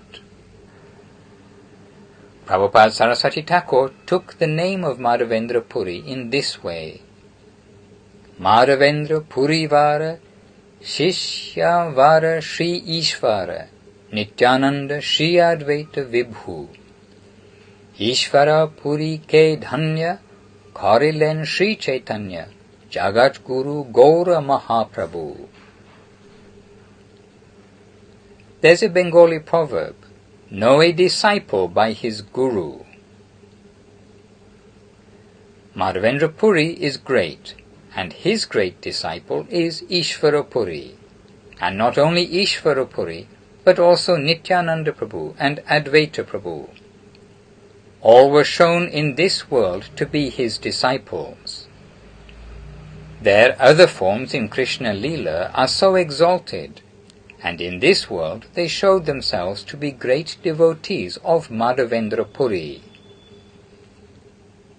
Very carefully, Srila Prabhupada also expressed that Gaura Mahaprabhu bestowed his mercy upon Ishvara Puri by taking mantra from him as his disciple. Today is that Madhavendra Puri's disappearance day. We may consider it is the best day for our spiritual life, giving us the chance to discuss Madhavendra Puri's divine pastimes and remember his divine grace. The sun rises and sets. It does not take birth or die. So, the appearance and disappearance of the pure Vaishnava is like the sunrise and sunset. Both are good for the conditioned souls of this world. When they depart, they cast their merciful glance everywhere, and whoever remembers them will get that mercy. Actually, we have seen that Prabhupada Saraswati Thakur, Srila Guru Maharaj, and other disciples of Saraswati Thakur sometimes chant the Guru Parampara from the beginning, and sometimes from the middle. From the middle means we chant from Mahaprabhu Sri Chaitanya, Radha Krishna Nahe Anya. And further to that, when necessary for the formal prestige of the Sampradaya, we chant the Guru Parampara from Krishna Haite Chaturmukha, Haya Krishna Sevonmukha. Still, in the absolute sense, our Sampradaya manifests from Srila Madhavendra Puripad. End of chapter number 14 of Affectionate Guidance by Srila Bhakti Sundar Govinda Dev Goswami Maharaj.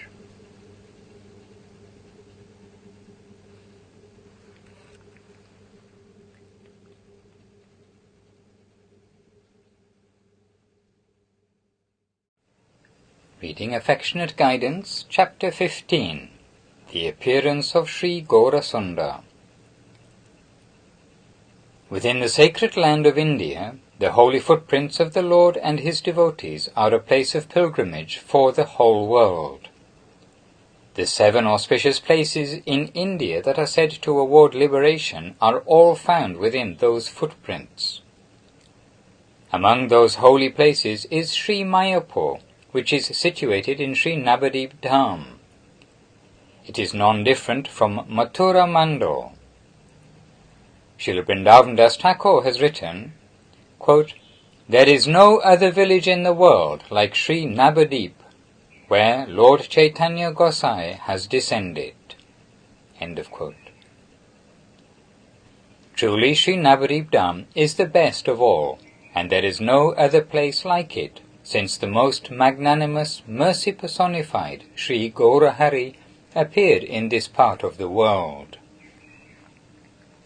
He indiscriminately distributed to all persons, whether they were qualified or unqualified, the highest perfection of love of God, which is difficult for even the demigods to obtain.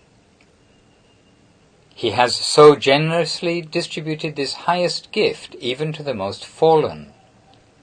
Therefore Sri Navadip is incomparable in the world. Nearly 500 years ago, Sri Navadip city was renowned throughout the world as the center of learning and knowledge. The science of logic, which was brought from Mithila, was cultured by the intelligentsia of Sri Navadip, and its fame was spread all over the world. From Benares in northern India, and from many other places, sannyasis and the class of professors who were well read in Nyaya and Vedanta all came to Navadip for learning. From Kanchi in southern India and other places too, many students desirous of becoming well educated all came to Sri Navadip. Quote, "Persons from different places all go to Navadip, for one who studies in Navadip gets the taste for knowledge. No wonder there were hundreds of thousands of students and professors there." End of quote. From Sri Chaitanya Bhagavat. Truly speaking, even a boy can argue with a Bhattacharya if he studied at Navadip. Everyone considered himself a great scholar if he studied there, and there was no chance of getting recognition from the scholarly community if one did not study or teach in Sri Navadip.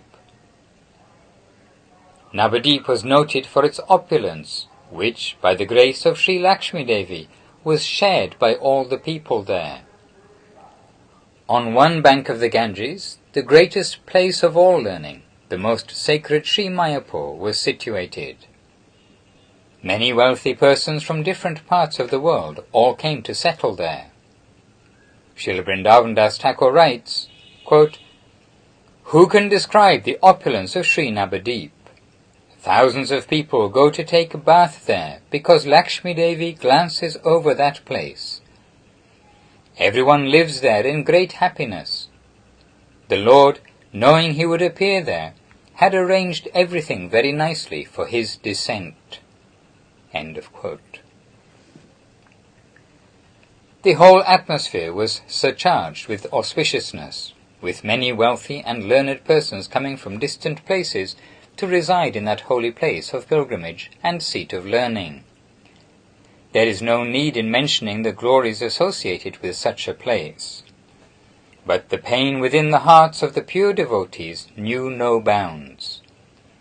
In the midst of all this grandeur and beauty, they could see that everyone was simply wasting their valuable time in pursuing materialistic objectives. Seeing this, how could they be happy? Everyone was simply mad for wealth, mad for physical beauty, mad for acquiring followers, mad for knowledge, and intoxicated with the empiric speculations of materialistic science. Their mad attempt for profit, adoration, and distinction looked like a frenzied dance, and in the midst of such things the devotees were perplexed. How to save them? Running madly after the flickering happiness of this world, the conditioned souls judge everything from the point of view of sense gratification, and uselessly waste their time with futile talks within the plane of existence. These things are all intolerable for the devotees.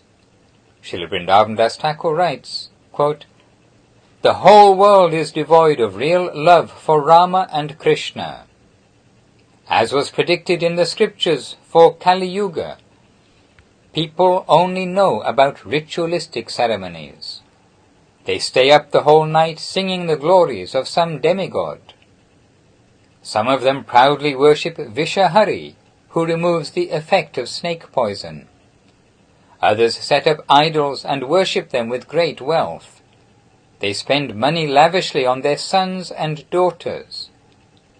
Like this, everyone simply wastes their time.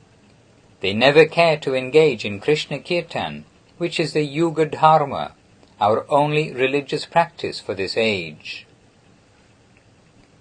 They prefer to speak ill of others rather than say good things about them. Even from those who are puffed up with their detachment and renunciation, we never hear the chanting of the holy names from their lips. Some others think that the time of bathing is the only auspicious moment for chanting the names Govinda and Pundarikaksha. Those who recite the Bhagavatam for the education of the people do not have the devotional serving mood in their tongue. Thus the Lord's energy produces the worldly illusion. This causes the devotees' unhappiness to increase without limit. Seeing the whole world devoid of Krishna Bhakti, their hearts are burning within. Some of them feel such intense pain that they want to leave their bodies. Others simply sigh and produce the name Krishna in their exhaling. Their food no longer tastes good in their mouths. When they see the activities of this material world, they become exceedingly unhappy." End of quote. A long quote by Srila Vrindavan Das Thakur. Sri Advaita Acharya was glorified by everyone, even among the society of non-devotees, as he was the representative of all the Vaishnavas. Sri Advaita Prabhu was residing in Mayapur, and for the welfare of the world was engaged in worshipping the Lord and preaching his glories. The miserable condition of the living entities, who were all forgetful of Krishna, was giving pain to his heart. He would daily arrange meetings for the devotees, at which they would all express grief and profusely shed tears over the dreadful world situation. The Acharya, who was an ocean of mercy, found the miserable condition of the living entities to be unbearable, and he decided resolutely within himself that he would call the Lord to personally descend and save the situation. "I will meet Vaikuntanath and bring him here. Dancing and singing, I will deliver all living entities." The glories of Advaita Acharya were not unknown to the devotees. All were pleased by hearing the promise of Advaita Acharya, and they all engaged in his service, having full faith in him. With this promise fixed in his mind, Sri Advaita Acharya meditated on offering Ganges water and tulasi leaves to the Lord, constantly calling to Goloka Bihari again and again. The Lord's throne was shaking.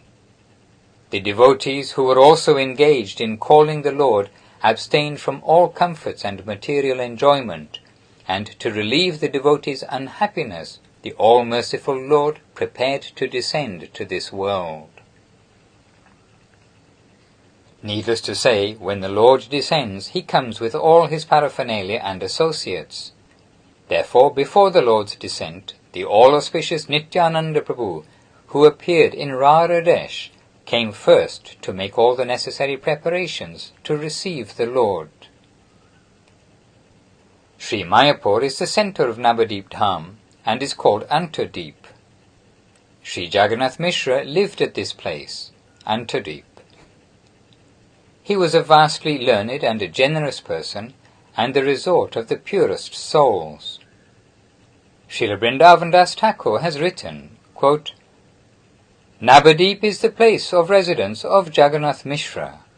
He was as devoted to his religious duties as Vasudev himself. His magnanimous character was as unlimited as Brahman. No one could compare with him. Formerly he was Kashyapa, Dasharat, Vasudev and Nanda Maharaj. And now, as Jagannath Mishra, he was the combination of them all. His wife, named Shachi Devi, was completely devoted to her husband. She was the emblem of Krishna Bhakti and the mother of the whole world. End of quote.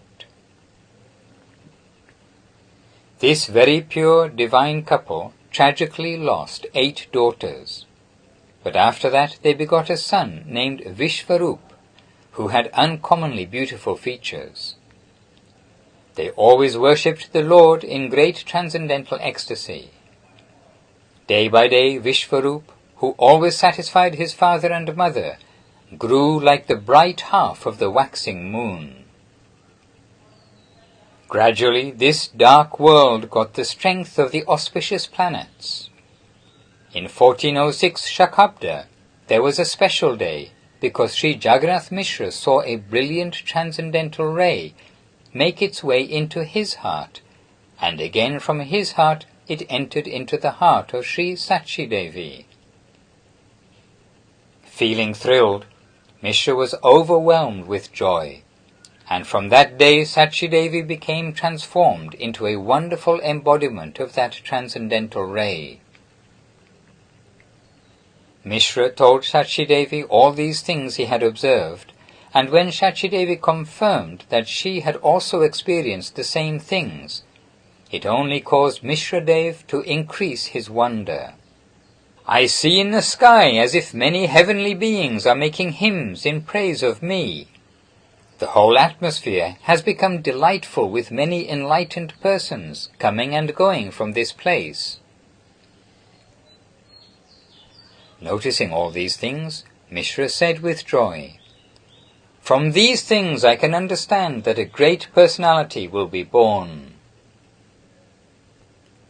With great attention, this divine couple was always performing Vishnu worship.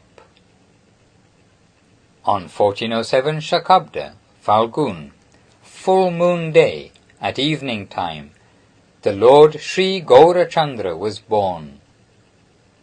On this pleasant spring evening, the day of the full moon, there was also a lunar eclipse. The banks of the Ganges and the roads of the city leading to the Ganges were all filled with throngs of people, a very thick crowd, and all were struggling along the way. Seeing this great crowd of people, one felt as if the whole universe had come here, leaving the rest of the 14 worlds vacant. Everyone was filled with ecstatic bliss.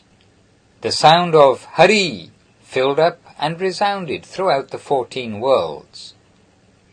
It was as if all the auspicious signs of the universe were rising at the same time. The splendor of Navadip was so brilliant. An unprecedented vibration of the name of Hari resounded from the many devotees gathered on the bank of the Ganges.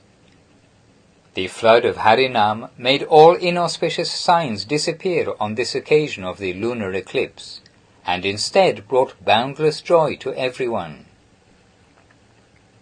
As they stood on the banks of the Ganges, everyone was thinking, "Where did so many people come from? Previously there were so many eclipses, but so many persons and such a great vibration of the sound of Hari, we have never seen or heard anything like this before, and we are all overwhelmed with joy." They were all filled with intense happiness, but they could not understand the cause. This was going on, and all without exception were feeling very good. Even fallen persons were laughing in the company of the Hindus, relishing the chanting of Hari, Hari. Then a short quote. "There was pleasure in all 10 directions, and even the river water was feeling pleased." Close quote. It was a very favorable evening indeed. Quote, "Lion Rashi, Lion Lagna, highly placed planets, the 6 planets, the 8 signs, all auspicious signs were visible." Close quote. Everyone was well dressed and decorated for the Lord's appearance and singing songs. Quote, "At that time the life of the whole world, Lord Sri Satchinandana, appeared." Close quote. In Sri Jagannath Mishra's house there was no limit to the joyful atmosphere found in Sri Sachidevi's room. The whole world was inundated by the flood of Harinam as the spotless full moon appeared today. And that is why the moon in the sky covered his face out of shyness in the lunar eclipse. Why shouldn't he cover his face? The moons on the Lord's toenails give such a brilliant, merciful light that they outshine millions of moons, and it is that same Gaurachandra who appeared today. Everywhere, on all sides, flowers were raining from the sky. The sounds of millions of conch shells, beating drums, and dancing of divine personalities all began at that time. The whole earth resounded with Jaya, Jaya, and the entire universe became liberated. The news of the appearance of Gaurahari was thus announced. The devotees directly felt within themselves full satisfaction. The sweet sounds of the conch, bells, mridanga, and karatals became sweeter still when mixed with the chorus of Jaya Satchinandana, Jaya Gaurahari. Everything connected with Gaurahari is eternal. His name, form, qualities, pastimes, associates, paraphernalia, etc. are all eternal. His appearance is eternal. For those fortunate persons who are pure in heart, the eternal Lord resides in their hearts always. These things cannot be understood by our tiny brains. So the Lord is Achintya Bheda Bheda, appearing in the form of Acharya Dev as the highest conclusion of this principle. Only by the grace of Sadhu and Guru are we able to know the glory of Sri Chaitanya Dev, who is the eternally pure, fully liberated, ultimate reality. At that time, those fortunate persons who have received the mercy of the sadhus can understand that Gaurachandra appears as Sri Krishna in the mood of Radharani. They feel great ecstasy within their hearts, and they are able to understand. Today also Gauraraya was performing his pastimes, and only a few fortunate persons were able to see. Ajapiha se lila kore Gauraraya, kona kona bhagyavana dekhi parapaya. From Sri Chaitanya Bhagavat. Anapita charing chirat, karunaya vatina kalau, samar payitam unnatojvala, rasangshva bhakti shrijam.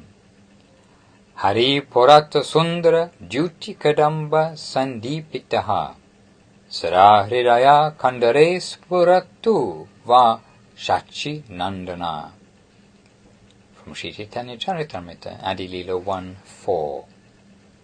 Quote, May that Lord who is known as the Son of Srimati Sachidevi be transcendently situated in the innermost chambers of your heart.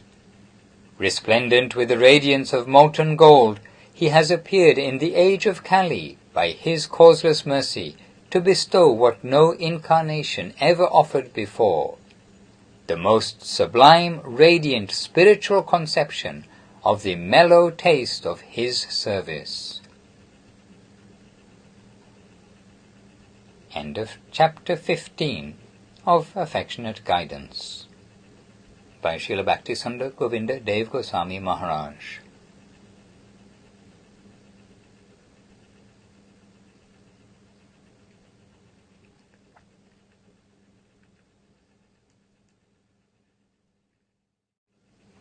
Chapter 16. The Flow of Mahaprabhu's Line. Srila Guru Maharaj's godbrothers clearly expressed their great regard for his divine grace. One mentioned to me in a letter that they would always continue to come here, because for as long as Srila Bhakti Rakkhak Sridhar Dev Goswami Maharaj is present, they want to come and hear from him. They expressed that whenever they hear from Srila Sridhar Maharaj, they feel they are in the shade of Prabhupada Srila Bhakti Siddhanta Saraswati Thakur. They all gave such honor to our Srila Guru Maharaj. And why? Their life's goal is the service of Sri Sri Radha Govinda, and they understood that such service is coming through their Sri Gurudev, Srila Bhakti Siddhanta Saraswati Thakur. But they also saw that their Gurudev had transmitted his divine power to Srila Sridhar Maharaj. So their idea was that Gurudev's merciful power is graciously present in our Srila Guru Maharaj. It is for this reason that they always came to Srila Guru Maharaj. They had left all their mundane facilities and life's desires and joined within the mission for the service to Radha Krishna and to Prabhu Nityananda and Mahaprabhu. In which way will they get that service? Only the mercy of the Vaishnavas and the mercy of Sri Guru can give that service. This was very clear to them, so they would all forego any personal position, everything, and come from time to time to see Srila Guru Maharaj. They expressed to him about their preaching work and preaching style, and they felt very happy to see his happiness. So many of Srila Guru Maharaj's godbrothers used to attend the meeting of the Vishva Vaishnava Raja Sabha, organized by our Mat. Srila Guru Maharaj would always give the presidential chair to Shripad Bhakti Saranga Goswami Maharaj. Although Shripad Goswami Maharaj took sannyas from Srila Guru Maharaj, Srila Guru Maharaj knew that Shripad Goswami Maharaj's all-round position was so high within the Gaudiya mission. He therefore always offered the presidential chair to him. Once, after accepting that presidential chair, Shripad Goswami Maharaj gave a particularly special lecture. He explained that he and other great preachers are active in all directions, but they all wait to see how Srila Sridhar Maharaj considers the quality of their preaching style. He used the word Singhavalokana. He indicated, quote, We are preaching over the whole world, but from time to time we look to see whether Srila Sridhar Maharaj is happy with our preaching activities. Close quote. Singhavalokana refers to how a lion goes some distance, then looks behind to check the environment, then proceeds further, then again looks behind.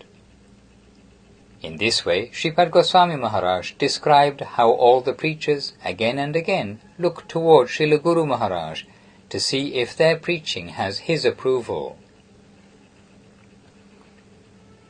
Rupa Saraswati Dhara Dekhina Tomate. Rupa Goswami Prabhu is supreme in the preceptorial line of Sri Chaitanya Mahaprabhu.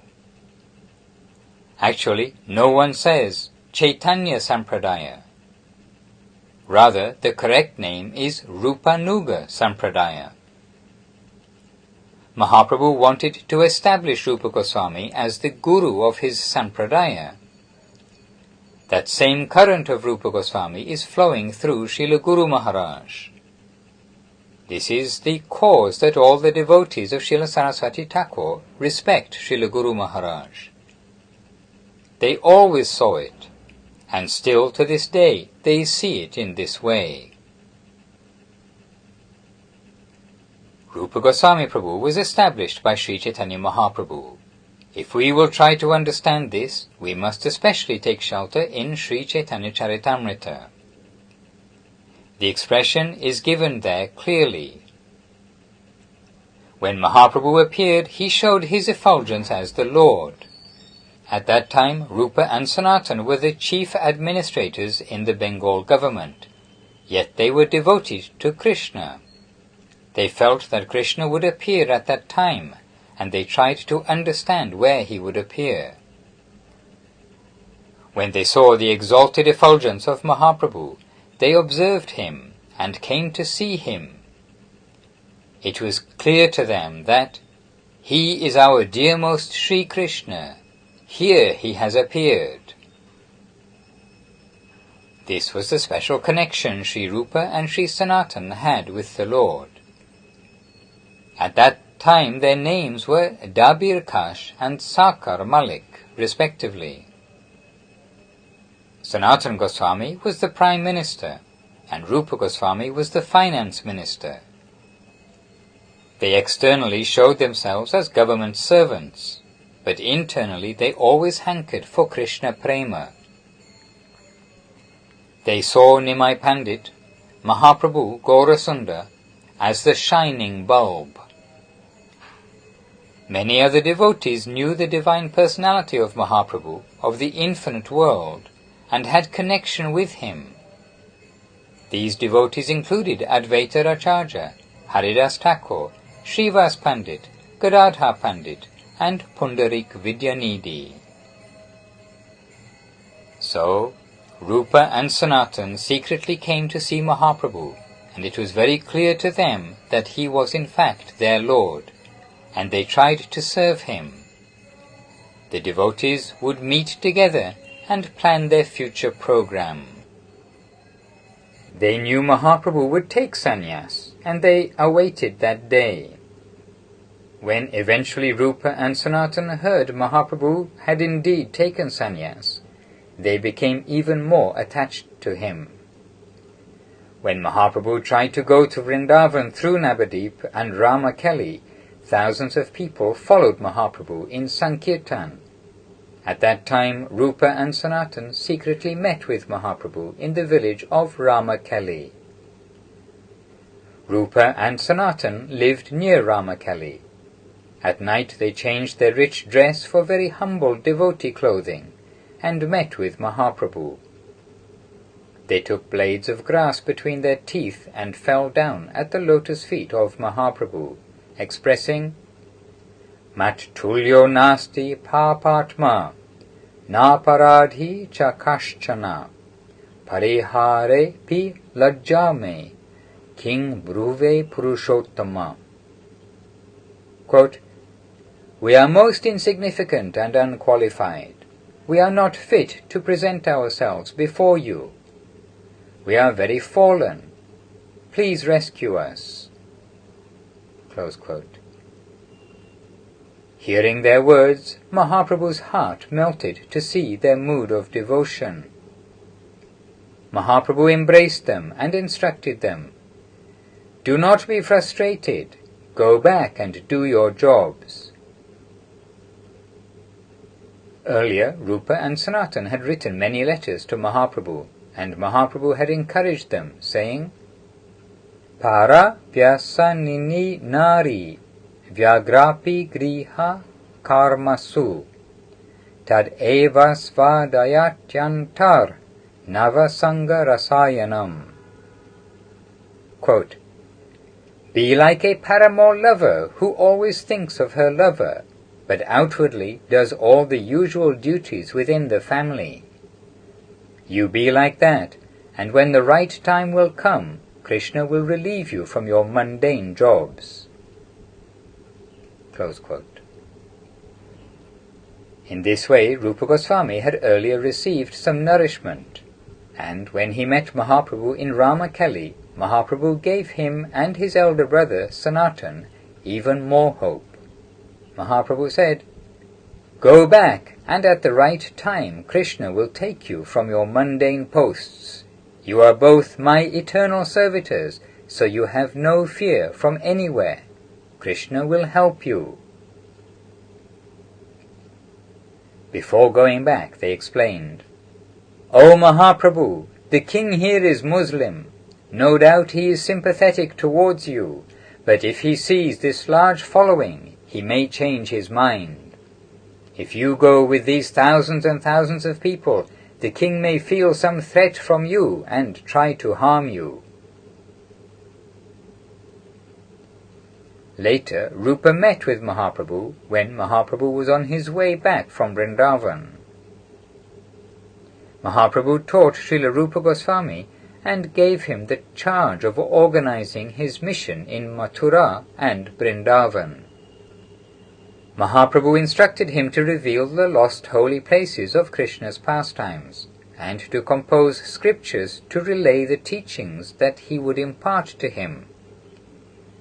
Mahaprabhu himself was the teacher of Rupa Goswami, and he expected that Rupa Goswami would be the leader of his sampradaya. Mahaprabhu met with Rupa Goswami in Prayag, and he met with Sanatan Goswami in Benares. Both of these Goswamis are the direct students of Mahaprabhu Sri Chaitanya Dev. Mahaprabhu did not teach others as a teacher, but as an advisor, but he personally taught Rupa and Sanatan Goswami. They learnt from Mahaprabhu as students, and Mahaprabhu made them into masters in the line of his divine conception. That was the first stage of the manifestation of Sri Rupa Goswami. Later, Rupa Goswami met again with Mahaprabhu in Nilachala. At that time, Mahaprabhu received Rupa Goswami as his son. Mahaprabhu did not break any of the laws of Jagannath Kshetra, so he gave shelter to Haridas Thakur in a thatched garden house of Tapan Mishra. When Rupa Goswami came there, he also gave him shelter in that garden, along with Haridas Thakur.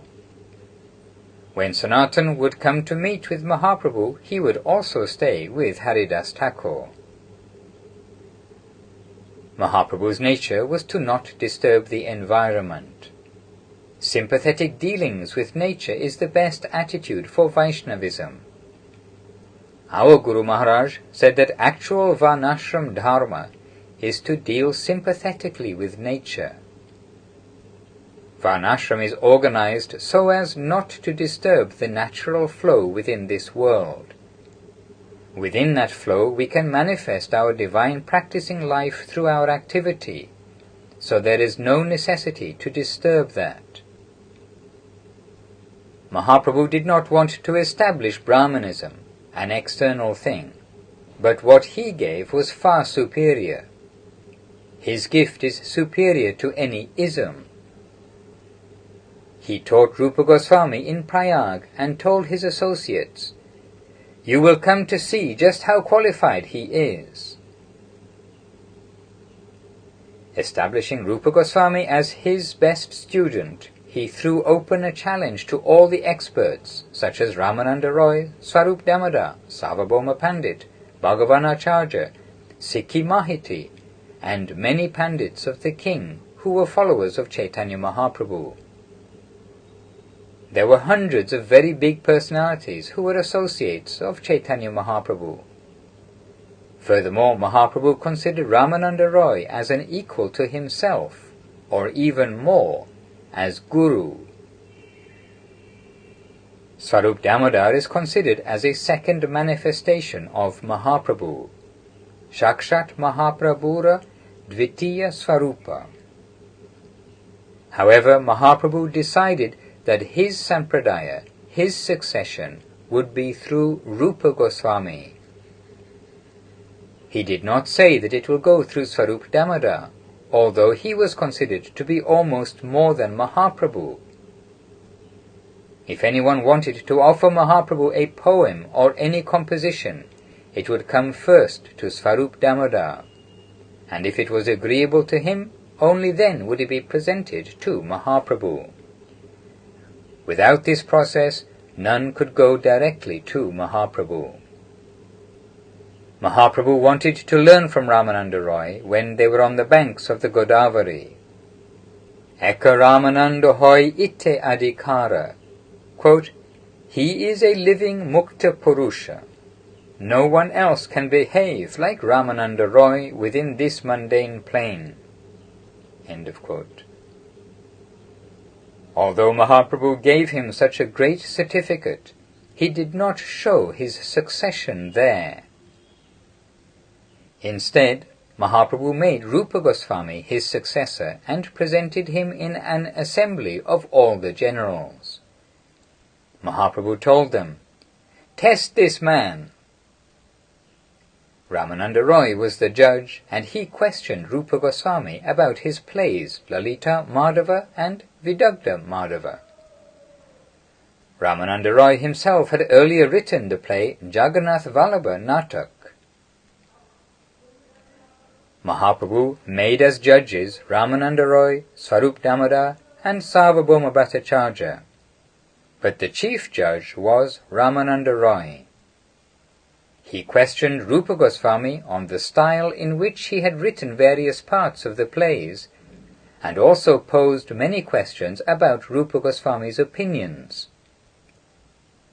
Rupa Goswami answered them perfectly, one by one.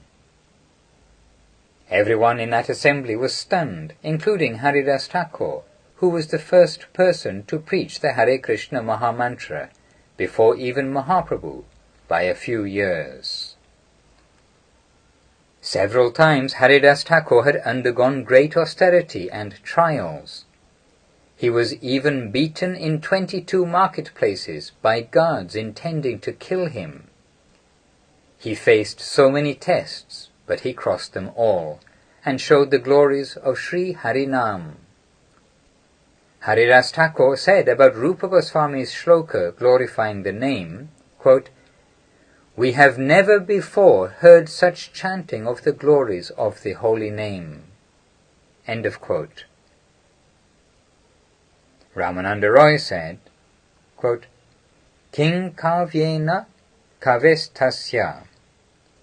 The real Krishna conception that has been given by Mahaprabhu has been presented by Rupa Goswami in this assembly, and we are stunned to hear it. Such things are beyond human expression, yet Rupa Goswami has accomplished this. Close quote. When Mahaprabhu asked Ramananda Roy, "What have you gathered from his expression?" Ramananda Roy replied, "It is unbelievably excellent. You have given him everything. You heard from me. I have no doubt of this. Furthermore, his presentation is superior to anyone's. King kavyena kavestasya. He is certainly a great poet. We are stunned to hear his poetry. King kandena dhanushmataha. If a hero cannot strike his target, he cannot be a great hero. Rupa Goswami is such a great hero that he never once misses. We all accept that he is your representative." They said, "You must have given all your mercy to him, otherwise it is not possible that he can give us this presentation in this way." Mahaprabhu accepted their statements, although this was very much against his nature, in the sense that Mahaprabhu never expressed, I am a Pandit. But on this occasion he said, Yes, I have given my mercy to him. This is extraordinary. The Lord did not stop there. Quote, It is not sufficient for me to say that I have given my mercy. I want you all to give your mercy and blessings to Rupa, that he will give my conception in this world. Close quote. They replied, When you have given your grace, that is sufficient. But Mahaprabhu objected, No, it is not sufficient. You are all my friends, so give him your mercy. Then he will be enriched with pure love of Krishna and will be able to spread Krishna consciousness. They all unhesitatingly gave their blessings to Rupa Goswami. This was a beautiful meeting. In this way, Mahaprabhu made the exalted golden form of Srila Rupa Goswami and gave him the whole charge of his sampradaya. After that, Rupa Goswami stayed with Mahaprabhu for 1 year in Jagannath Puri, where he learned more and more. Then he went to Vrindavan Dham to preach. Kavi Kanapura was also empowered by Sri Chaitanya Mahaprabhu, and he gave the corresponding identities of all Mahaprabhu's devotees in Krishna Leela. He said that in Krishna Leela, Rupa Goswami is Rupa Manjari, the leader of all the Manjaris.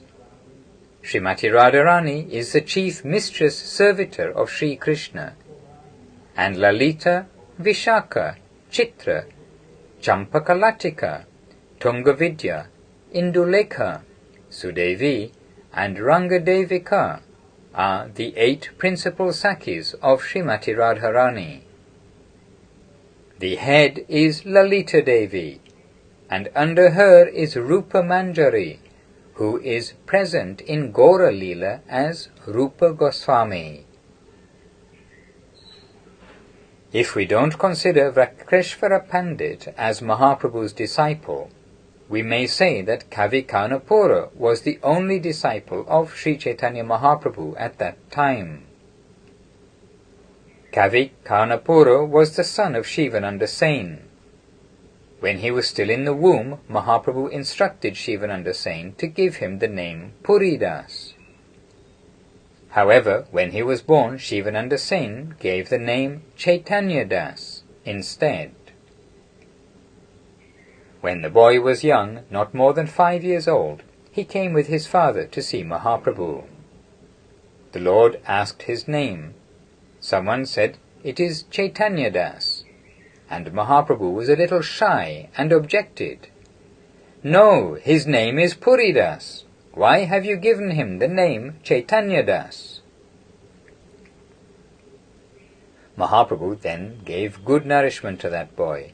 He instructed him, O Puridas, now you chant the holy names.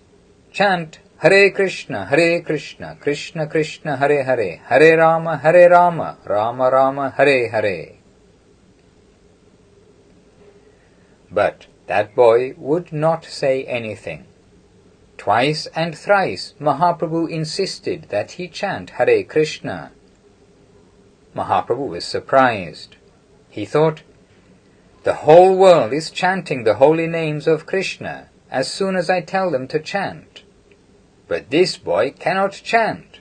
What is this? He asked Svarup Damodar why this boy did not chant. Everyone chants the Hare Krishna Maha Mantra when I instruct them, but not this boy. Why won't he chant? Svarup Damodar replied, Oh, that boy has just been initiated by you.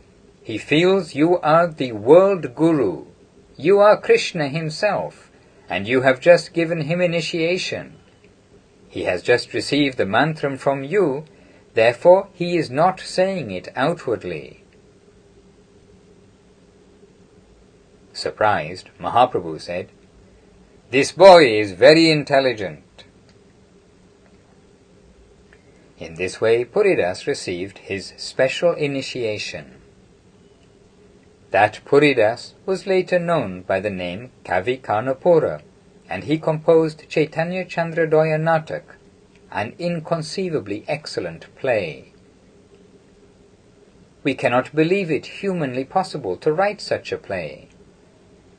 He graced that play with all the wealth of Chaitanya Mahaprabhu. He also composed Gaura Ganodesha Dipika and Krishna Ganodesha Dipika. We learn through Kavi Karnapura and other devotees such as Swarup Damodar, Raghunath Das and Srila Jiva Goswami that Mahaprabhu himself gave the power of his sampradaya to Srila Rupa Goswami. Rupa Goswami is the Supreme Personality in Mahaprabhu Chaitanya Dev's sampradaya, and he carries the preceptorial line of Sri Chaitanya Mahaprabhu. This is the history, a very serious subject matter. I think you may understand what I have tried to express. Rupa Goswami Prabhu is also glorified by Narottam Das Thakur, who, it is mentioned in the scriptures, is a non-different form of Mahaprabhu himself. In his glorification of Rupa Goswami, Narottam Das Thakur included the entire Siddhanta, the supreme mood of devotion, and the supreme glories of Rupa Goswami. Until this very day, that particular devotional prayer is the life of the Gaudiya Vaishnavas. Srila Saraswati Thakur wanted to hear this during his last moments in this world, and he wanted to hear it from no one but Srila Guru Maharaj. Although Srila Saraswati Thakur was very soft-hearted, he could not tolerate anyone else but Srila Guru Maharaj singing that song. So he exclaimed, "No, I do not want to hear the tune. This song will be sung by Sridhar Maharaj only." That song was, Shri Rupa Manjari Pada, Se Mora Sampada, Se Mora Bhajana Pujana, Se Mora Pranadhana, Se Mora Abharana, Se Mora Jivanera Jivana. I do not wish to try to express this song in English, because very deep truths are within it. On special days, such as the appearance and disappearance days of Srila Saraswati Thakur and Rupa Goswami Prabhu, Srila Guru Maharaj would himself sing this song, thereby giving the blessings of Rupa Goswami to all the assembled devotees. He would sing it at other particular times as well.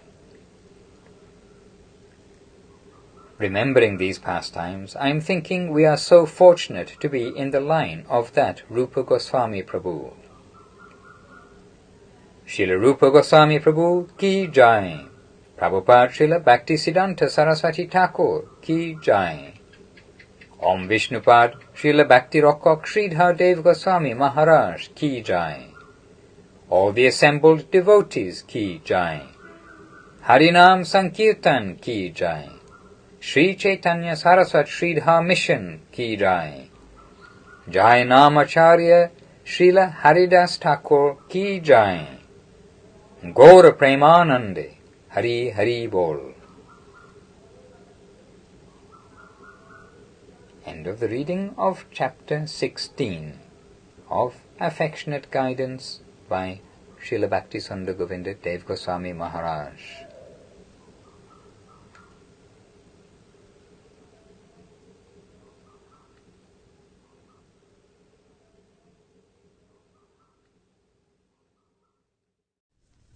Reading Affectionate Guidance, chapter number 17, in praise of Srila Narottam Das Thakur. Today is the disappearance day of Srila Narottam Thakur, so I would like to say a few words to glorify him. Before Srila Bhaktivinoda Thakur, most of the Vaishnava songs came from Srila Narottam Thakur. Shri Guru Charana Padma Kevala Bhakti Sadma? You all know. This is from Narottam's Prema Bhakti Chandrika and Prarthana. But although he wrote many beautiful songs of devotion, Narottam Das Thakur was not just a songwriter. He was a great pandit, and more than that, he was a devotee of Sri Chaitanya Dev. When Mahaprabhu travelled to Ramakeli, on the way he had to cross the river Padma. While on the banks of the river, he began to call, "Narottam, Narottam, Narottam." The devotees could not understand the meaning at that time, but later it was revealed that from that part of Bengal a great devotee would appear, and his name would be Narottam. Sriman Mahaprabhu had left a great treasure stored in the waters of the Padma Devi for Narottam, Krishna Prema. After many years, Narottam Das Thakur appeared in the village of that area, known as Keturi. He was a prince, the only son of Raj Krishnananda Datta and Ranji Narayani Devi. Narottam was enlightened even from his early childhood, and one day he had a dream in which Nityananda Prabhu instructed him, "Go to the river Padma and take your bath there, because Mahaprabhu has left his gift of Krishna Prema for you within her waters." Narottam immediately awoke and went to the river and entered the water. While bathing, he experienced the divine form of Mahaprabhu embracing him, and Krishna Prema entered into his being. He became transformed, and just like Mahaprabhu himself, he began crying, dancing, laughing, and constantly chanting the names of Krishna. And suddenly Ashta-sattvika bhava, the 8 symptoms of ecstasy in love of Krishna, appeared in his body. Upon returning home, Narottam's mother began to question, "Oh, my son, what has happened to you? Why are you crying and behaving in this particular way? Please, if I can help in any way, I am ready to do anything. I am even ready to give up my life if that will help you. Tell me what I can do." Narottam replied, "Mother, last night I went to the river Padma, inspired by a dream, and there someone who I believe was Chaitanya Mahaprabhu embraced me and entered into my heart. Now I am feeling great sadness and separation from that Mahaprabhu and from Sri Krishna Chandra, and that is what causes me to cry. If you wish to show your kindness to me, then please give me permission to go to Vrindavan, where I shall search for Mahaprabhu." After hearing Narottam's petition, his father became worried, fearing that his son would leave home. And so, just like the father of Raghunath Das Goswami, he arranged some guards to watch Narottam.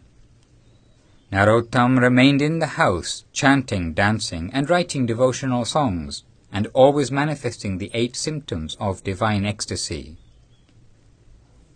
Narottam was restless, always crying for Mahaprabhu and Krishna. Since the day he took his bath in the river, his body had changed from his dark complexion, and he had become the same golden colour of Mahaprabhu. Radharani's colour had come into his body, and everyone was greatly surprised, saying, "Yes, it is true. Narottam has received Krishna Prema from Mahaprabhu, and Mahaprabhu is really living in his heart." Everyone was offering him respect, but his father was becoming more and more worried. One day, when his father had gone to pay taxes on behalf of the state and had travelled far away, Narottam went to his mother, crying in great anguish, and again petitioned her, "Mother, please give your permission. I must go to Chaitanya Mahaprabhu's associates who are living in Vrindavan. It is the order of Nityananda Prabhu, so please arrange for me to go."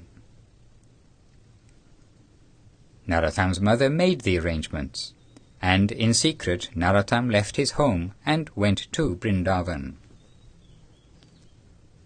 Narottam had been having many dreams in which Mahaprabhu instructed him to go to Vrindavan and take shelter of the lotus feet of his confidential devotee, Srila Lokanath Das Goswami, who would give Diksha to him. He also told Narottam to find Srila Rupa Goswami, Srila Sanatana Goswami, and Srila Jiva Goswami, and to keep their holy association. After arriving in Vrindavan, Narottam found that Rupa and Sanatan had already left the world, but he found there Srila Jiva Goswami, Srila Lokanath Das Goswami, Srila Krishnadas Kaviraj Goswami, and many other great Vaishnavas who gave him their company. Narottam became the student of Jiva Goswami and petitioned Lokanath Goswami to give him Diksha. Lokanath refused him. Lokanath Goswami had decided that he would never accept any disciples, and he lived in an extremely austere way in Vrindavan, living under a different tree every night.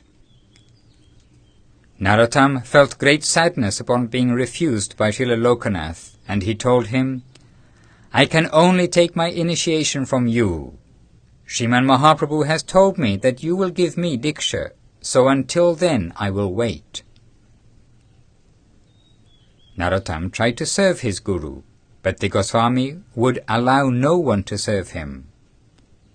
Narottam thought, if he will not even stay under the same tree for more than one night, then what kind of service can I do for him? After a while, Narottam noticed that Srila Lokanath Prabhu would always go to the same place to pass stool, and he began to think that although Lokanath had refused to give him any service for over 2 years, if he could clean that place every day, then at least he would have some service. Narottam was fixed in his resolve that he must take Diksha from Srila Lokanath Goswami, as this was the order of Mahaprabhu. Very soon Lokanath Goswami began to notice, "I come here every day to pass stool, and it seems that someone is cleaning this place after me. Who can be doing this?" So, one night from a hidden place, Lokanath saw that at midnight Narottam is coming and very happily cleaning that place. Lokanath knew that Narottam was the son of the famous king Krishnananda Datta. He was greatly astonished and confronted Narottam. "Why are you, a prince of high noble birth, coming each night and cleaning this dirty place?" And Narottam replied, "Prabhu, I need your mercy. Without your mercy I cannot live. Your vow is that you will not accept any disciples, but by the order of Sriman Mahaprabhu it is my vow that I must have your connection. I do not know when you will give me your mercy, but you must accept me as your disciple." So, after refusing Narottam 18 times, finally Srila Lokanath Das Goswami took Narottam Das and gave him Diksha. Narottam received instruction from Srila Jiva Goswami, Srila Kaviraj Goswami, and many other Goswamis who were there in Vrindavan. He was a great Pandit, and all the devotees headed by Sri Jiva, recognizing his qualification, bestowed upon him the title of Thakur. Narottam Thakur's close associates and peers were Shyamananda and Srinivas. From the inspiration of Srila Jiva Goswami and the other Vaishnavas, these 3 great devotees were sent back to Bengal to continue the preaching of Mahaprabhu. The Bengali Vaishnavas were very eager to read the writings of Sri Rupa, Sanatan, Raghunath, Krishnadas Kaviraj, Lokanath Goswami, Gopal Bhatta Goswami, Prabodhananda Saraswati, and the other Goswamis. So Narottam, Shyamananda and Srinivas travelled from Vrindavan towards Bengal with many copies of those great books. Finally they arrived in Vishnupur, in the district of Birbhum, Bengal. The king of this region was Raja Birambir, but he was a dacoit, a bandit, and was engaged in many robberies in the area. The king had a Brahmana astrologer, and according to the astrologer's calculations, he would know where and when to carry out his next robbery. The astrologer informed the king that on a particular route, bullock carts would be passing, carrying many precious jewels. So the jubilant king sent his dacoits to rob the caravan. While Narottam and the Vaishnavas slept, the king's dacoits stole away the chests containing the books of the Goswamis. After much searching, Narottam, Srinivas and Shyamananda in great sorrow could not trace the books. Srinivas ordered Narottam to return to Ketari Gram, and Shyamananda went to Midnapur, where they began preaching. Srinivas Acharya resolved to stay and try to find the stolen books. Srinivas heard that in the assembly of Raja Birhambir, that night a great pandit would give explanation of Srimad Bhagavatam. The Brahmana in whose house Srinivas was staying invited Srinivas to accompany him to the meeting. Srinivas agreed. After hearing the pandit's explanation of the Bhagavatam, Srinivas addressed Raja Birhambir, saying, "Srimad Bhagavatam is not child's play. It is the transcendental knowledge descended to this earth for our super benefit, and the explanation given by this man is intolerable. He obviously knows nothing of the meaning of Srimad Bhagavatam." Raja Birhambir was greatly surprised at Srinivas's exclamation and asked him, "Then can you explain the Bhagavatam?" "Yes, I can," replied Srinivas, and taking his seat on the Vyasasan, he spoke for several hours. All those that heard him became greatly moved, and they all, including the king, took shelter of his lotus feet. The king humbly approached Srinivas. "Prabhu, you are indeed a great Vaishnava. Please tell me what service I can do for you. Where have you come from? How far have you travelled?" Srinivas Acharya told him, "I have come from Vrindavan carrying chests of books written by the Goswamis, but now they are lost, stolen by I know not who, so I remain here searching for them." With his head bowed, Raja Birhambira announced, "I am the culprit. I have those books in my home, and every day I have been worshipping them. My astrologer told me that his calculations were true, and that the books were actually jewels, although they were in the form of books, and so that is why every day I am offering puja." And the king took Srinivas to the books. The news was sent to Narottam and Shyamananda, and in great jubilation Narottam Thakur arranged a grand festival. As well as Narottam, Shyamananda, Srinivas and other noted Vaishnavas, Mother Jahnavi Devi, Sri Nityananda Prabhu's Shakti, also came there to Ketari Gram to attend the festival. After properly worshipping Jahnavi Devi, Narottam Thakur installed 6 deities in different temples: Sri Krishna, Vallavi Kanta, Braja Mohan, Radha Kanta, Radha Raman, and Gauranga. Elaborate puja arrangements were made, including a month-long festival of Hari Kirtan, and every day in Narottam's Kirtan, those who were fortunate saw Nityananda Prabhu and Mahaprabhu dancing there. Such was Narottam's devotion. Those who knew him considered he was the incarnation of Nityananda Prabhu and Mahaprabhu combined. Although Lokanath Goswami only had one disciple, Narottam gave Krishna Prema to everyone, and just like Nityananda Prabhu, he did not consider who was fit and who was not. Whoever wanted Krishna Prema, then Narottam would give it to them. He was given this special power by the grace of Mahaprabhu, Nityananda and Lokanath Goswami, Narottam's Gurudev. Narottam Das Thakur was born in the Kayastha community and caused a great deal of controversy by accepting disciples who were from the Brahmana caste. The Brahmana section were very angry with him and tried repeatedly to defeat him in debate, but the only result was that more Brahmanas were becoming his disciples. The Brahmanas were very unhappy, and when in his last years Narottam manifested much sickness, the Brahmanas declared that this was the result of Narottam violating the scriptural injunctions by accepting disciples from a higher caste than his own. Gradually Narottam's condition became worse, and finally he died. The Brahmanas were jubilant and began celebrating Narottam's passing as proof of his offences to their community.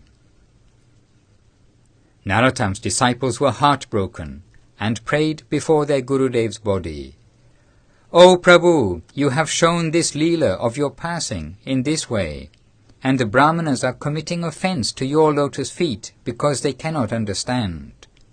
Lord, what shall we do now? Surely all the preaching will be ruined if you show this kind of passing Leela.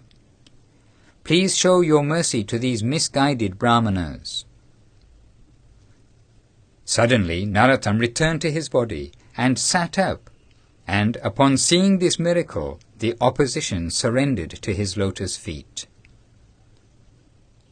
Some months later, Narottam was exhibiting intense symptoms of separation from Radha and Krishna, and so again he left this world.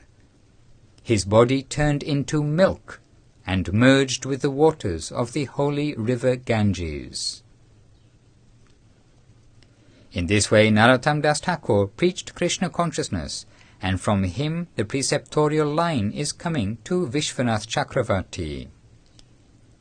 Narottam wrote many songs of devotion, and Prema Bhakti Chandrika is very famous in this world amongst the Gaudiya Vaishnavas. Today is his holy disappearance day, and we pray for his grace upon us all.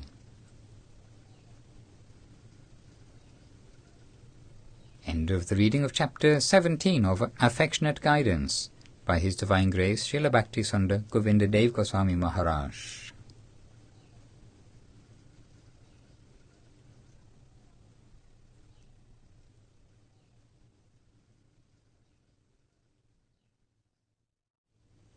Reading Affectionate Guidance, Section 3, Our Devotional Line. Chapter 18, Message to Massage the Devotees' Hearts. A devotee asks, "Please give some words to the devotees around the world about remembering Koladeep, Navadeep and Sri Chaitanya Saraswat Mat." Srila Govinda Maharaj replied, "Srila Guru Maharaj organized this Sri Chaitanya Saraswat Mat for conditioned souls like ourselves, otherwise it was not necessary to organize a mat. Also, he did not want to make a mission, that is, he came with his deity, Giridhari, Giriraj Govardhan, and he himself worshipped him with tulasi and water. The mission itself came as a blessing for us, and now Sri Chaitanya Saraswat Mat is a very wide mission. The definition of missionary work is that it is always doing good for others. We know that the only good thing is to practice Krishna consciousness. In this mundane world, that is the only light of life, the only elixir of life. All the God brothers and followers must be benefited if we can give proper honor to our mission and our missionary work. My friends, God brothers and followers are trying heart and soul, and I believe they will certainly get the mercy of Sriman Nityananda Prabhu and Mahaprabhu. Many of them are very exalted devotees in our Sampradaya. I am always praising them, and it is necessary to give nourishment to the other devotees also. There are classifications of devotees. first class, second class, and general class. But all are worshipable, and when we can see it, we ourselves will be benefited. They are all connected with Mahaprabhu and Krishna consciousness. Therefore, if anyone will come in this line, we shall give good nourishment to them. A heart massage, a message to massage. Always the devotees are asking questions. That is, they need to know something. And I believe wholeheartedly that the devotees want to hear news of the devotees and activities from this mat.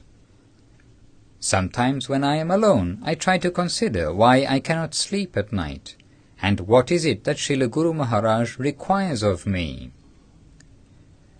I do not want any sort of position, but the chair of Acharya has come to me, and I must serve that chair.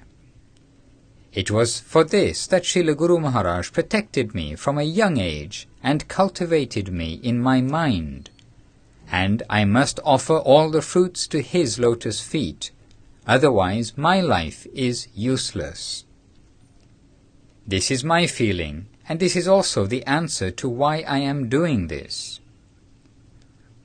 With what I have, I can continue very happily, and in some sense it is not necessary to think of many things.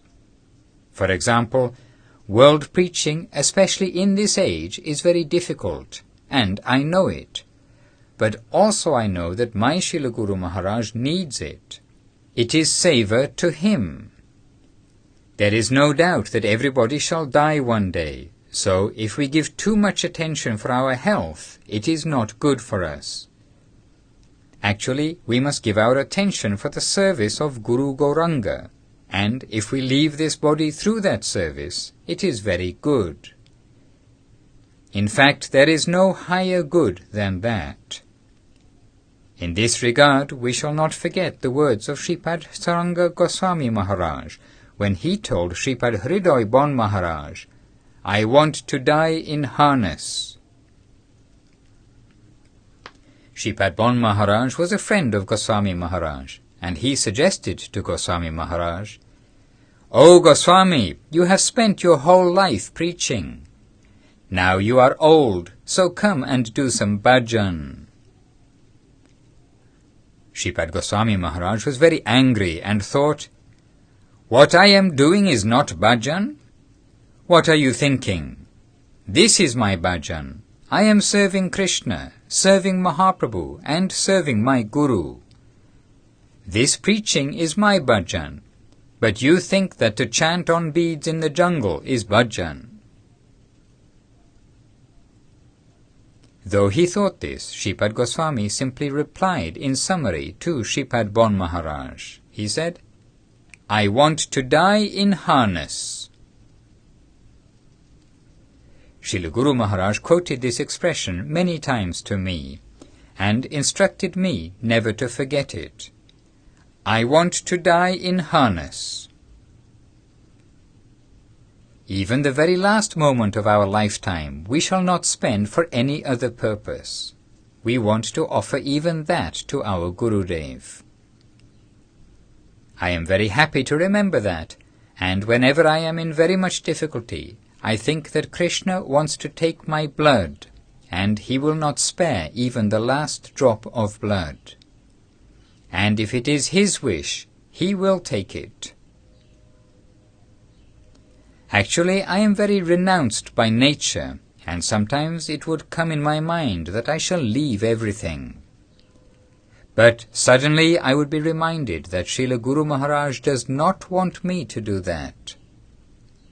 Seeing my renounced nature, Srila Guru Maharaj was very fearful. Until I finally took sannyas, Srila Guru Maharaj did not make his final will and testament. A few days ago I read an earlier will.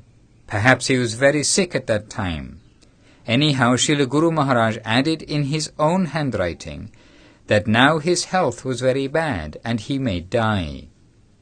He wrote that if Govinda Maharaj will take sannyas, he must be the Acharya here, And he wrote that if he should pass away before Govinda Maharaj takes sannyas, everyone will wait 5 years for him to take the renounced order of life. He will then take the Acharya's position. But in the meantime, none else will take that position of Acharya of Sri Chaitanya Saraswat Mat. Only if Govinda Maharaj does not take sannyas within that 5 years will another be selected as Acharya. This was his instruction, and remembering how very eager Srila Guru Maharaj was for me to take this service, if I shall not do this service, then I must go to hell. Therefore I cannot leave the seva of Sri Chaitanya Saraswat Mat. Until my death I cannot leave the service of his deities, devotees and mat. In this way I am continuing, and now devotees are coming and inviting me all over the world. I know there is so much difficulty to go there, but for the service of Srila Guru Maharaj I must accept their invitations. I still have life in my body, so until death I shall try in this line of service. End of the reading of chapter 18 of Affectionate Guidance by Srila Bhakti Govinda Dev Goswami Maharaj.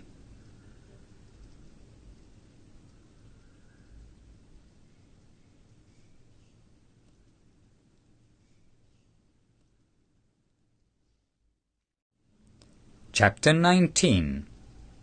Harmony is Sri Chaitanya Mahaprabhu's conception.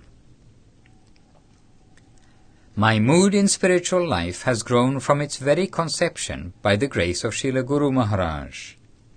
There is no doubt that I and many others, having been born in Bengal, have earlier gained some inspiration about Vaishnavism. It is natural for all Bengali Vaishnavas to worship Mahaprabhu. In every Vaishnava's house is Mahaprabhu's deity, or some arrangement for his worship. If they do not continuously offer him worship, at least sometimes they do so at specific festival times. They offer worship in the name of Mahaprabhu, Sri Chaitanya Dev, Nityananda Prabhu, Advaita Prabhu, etc. What I knew about Vaishnavism from earlier days has some worth, but really I have got my birth in Mahaprabhu's conception only when joining at the lotus feet of Srila Guru Maharaj. I can say I gained my real birth in Vaishnavism when I fortunately came to the lotus feet of Srila Guru Maharaj. From him we received the seed of real Jaiva Dharma, real Vaishnava Dharma. Srila Guru Maharaj, Srila Bhakti Rakshitha Dev Goswami Maharaj, tried to make his disciples into perfect preachers in the line of devotion, as preached by Mahaprabhu and Prabhupada Srila Bhaktisiddhanta Saraswati Thakur. Prabhupada Srila Bhaktisiddhanta Saraswati Thakur used many methods for his preaching. We know that his main preaching instrument was through the printing of patrikas, periodicals, and books. He started his first preaching by printing books and preaching, and by the end of his manifest pastimes here, we have seen that the Gaudiya magazine gave the guideline for the whole of the Sampradaya. Srila Prabhupada himself gave guidance as to the content of Gaudiya. Therefore everyone respected Gaudiya at that time. Perhaps Srila Prabhupada did not see everything before it was printed, but he gave his guidance on most of the contents. Actually, our mission is becoming so big now internationally. We have many centers around the world in a variety of countries. They are all waiting and need some guidance from Sri Chaitanya Saraswat Mat. Our main guideline is very simple. Mahaprabhu said, Trinadapi sunichena taror eva sahishnuna amanina manadina kitanyaha sadaharihi. one who knows himself more insignificant than a blade of grass, who is as forbearing as a tree, and who gives due honor to others without desiring it for himself, is qualified to sing the glories of Lord Hari constantly. This is the guideline, to always chant Hare Krishna without offense. But in which way will it be possible? Many varieties of circumstances come, and many varieties of difficulties come. In each country there are many different types of difficulties, but although the local circumstances may vary, the essence of this solution is given in this verse of Mahaprabhu. A devotee asks, what would you like to see as being in common in each of our centers worldwide? Srila Govinda Maharaj replies, actually there are two kinds of vision everywhere. One is the external form and one is the internal substance. Both the show and the substance are necessary in this mundane world, otherwise we cannot attract the general people. They are living in the mundane world, therefore to attract them it is necessary to make a good, attractive cover. In the Goswami's books everything is apparently simple, but inside that everything given there is rich. Our own mat's Sri Bhakti Rasamrita Sindhu externally is a big book looking like a dictionary, but internally our Sri Bhakti Rasamrita Sindhu is greatly rich with knowledge, with the explanations of Srila Guru Maharaj. Similarly, all our centers need to have an external form and an internal form. Anyhow, we will harmonize. Harmony. Harmony is Sri Chaitanya Mahaprabhu's conception. When he went to South India to preach, he visited every type of temple, such as those of Ganesh, Kali, Shiva, Durga, etc. Why did he visit all types of temples? He did so in order that he could reach the people, to present to them the ultimate goal of life.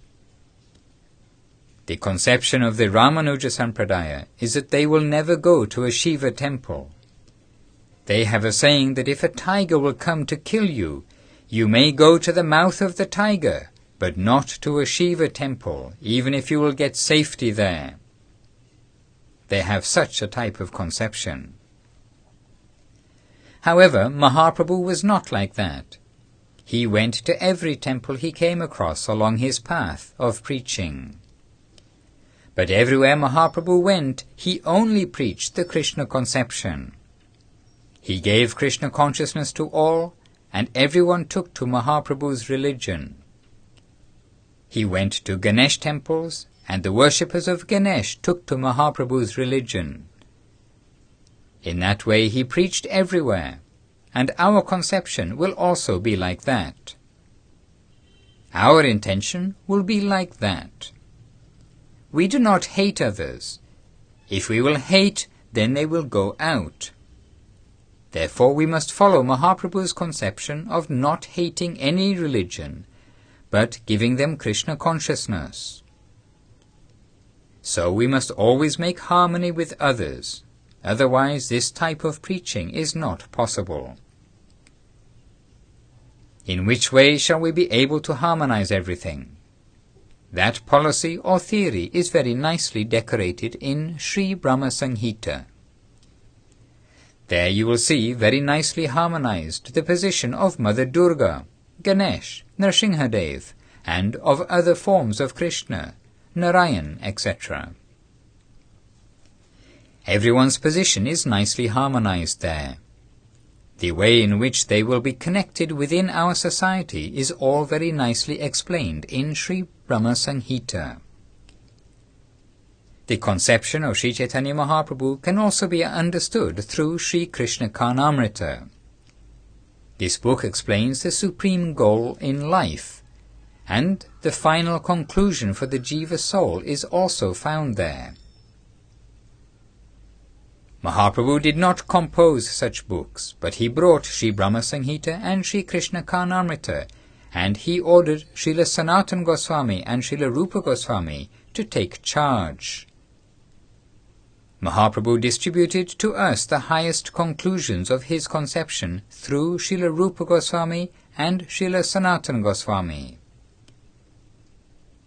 At that time Sri Ramananda Roy was his friend, and sometimes acted as if his advisor. But Mahaprabhu did not give the charge of his sampradaya to Sri Ramananda Roy or Sri Swarup Damodar. He gave the charge for his society, sampradaya or school, to Srila Rupa Goswami and Srila Sanatana Goswami, and under them Srila Raghunath Goswami and all others. That is, Mahaprabhu gave Sri Rupa Sanatana his full mercy in this regard. By Mahaprabhu's instruction, Swarup Damodar prepared Raghunath Das Goswami. Finally, Raghunath Goswami went to Srila Rupa Goswami and saw, "Here Mahaprabhu is present." It is a proven fact that Srila Raghunath Das Goswami's character was that he did not want anything without the mercy and grace of Mahaprabhu. After Mahaprabhu passed away, in separation from him, Srila Raghunath Das Goswami resolved to leave his body by committing a type of suicide.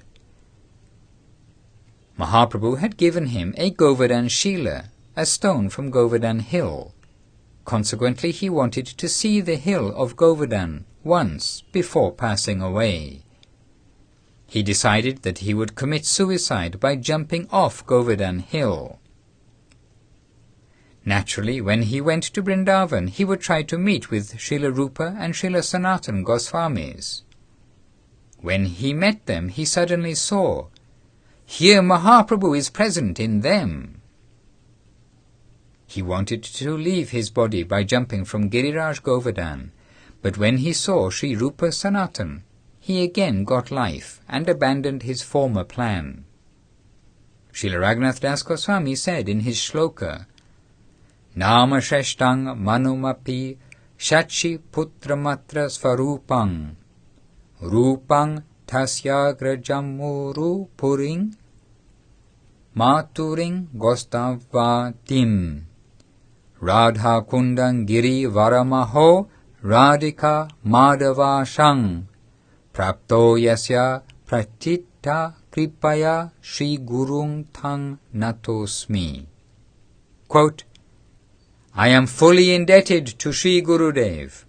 Why? He has given me so many things," etc. And here it says, see Appendix 1. Then everything we will get from the books of the Goswamis. The Mana Shiksha of Srila Raghunath Das Goswami is very valuable for us. The Upadeshamrita of Srila Rupa Goswami is also extremely good for us. We published Upadeshamritam before, I can remember. Sri Rupa Sanatana also harmonized, and the supreme example of harmonizing is Mahaprabhu himself. Actually, he harmonized with all types of religion. He gave respect to all religions, and over them all he established the temple of Krishna consciousness. That is his harmonizing capacity, we can say.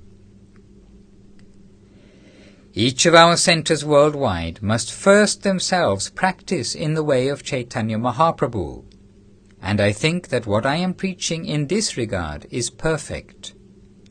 I am trying to preach the conception of Mahaprabhu in the line of Srila Guru Maharaj and Srila Saraswati Thakur. This is my claim, and I have no other intention. If I shall not claim this with my full energy, then I shall be an offender to Srila Guru Maharaj, because Srila Guru Maharaj believed that I am capable. I am trying, and everybody knows it. Still, I know there are many difficulties going on in many countries, and it is natural. I feel it, but I am trying to give them harmony in the line of Mahaprabhu. and when they are getting harmony, they are very happy. A few days ago, some devotees from Malaysia came here. A few months earlier, they were feeling a little troubled, but at that time I could not go to Malaysia. Seeing their situation, I sent Shripad Sagar Maharaj there, and with his association they were very happy. They then came and told me, "Maharaj, we have gained new life with Sagar Maharaj's preaching." Like that, we are trying to harmonize everywhere. But the preaching principle of Sri Chaitanya Mahaprabhu is very simple.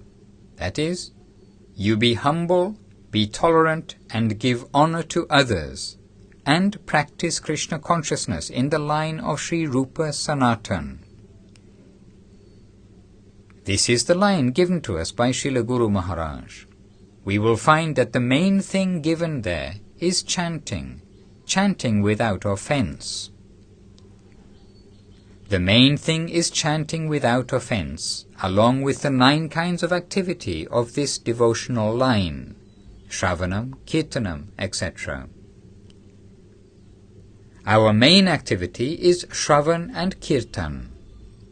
Give your perfect hearing from a good Vaishnava, and then try to preach what you hear from him to others for their benefit and your own benefit.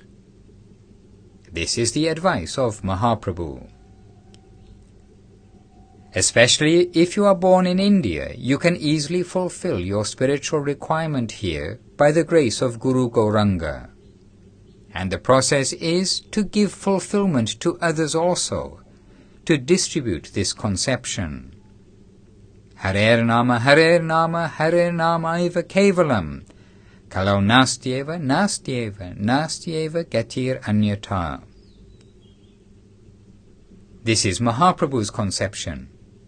He expressed it very nicely to Prakashananda Saraswati. Prakashananda Saraswati said to Mahaprabhu, "Why are you preaching this?" Seeing Mahaprabhu's clothing, he said, "You are a sannyasi of our sampradaya, but you are dancing and chanting with the general people, and thousands of people are following you. Like mad you are doing.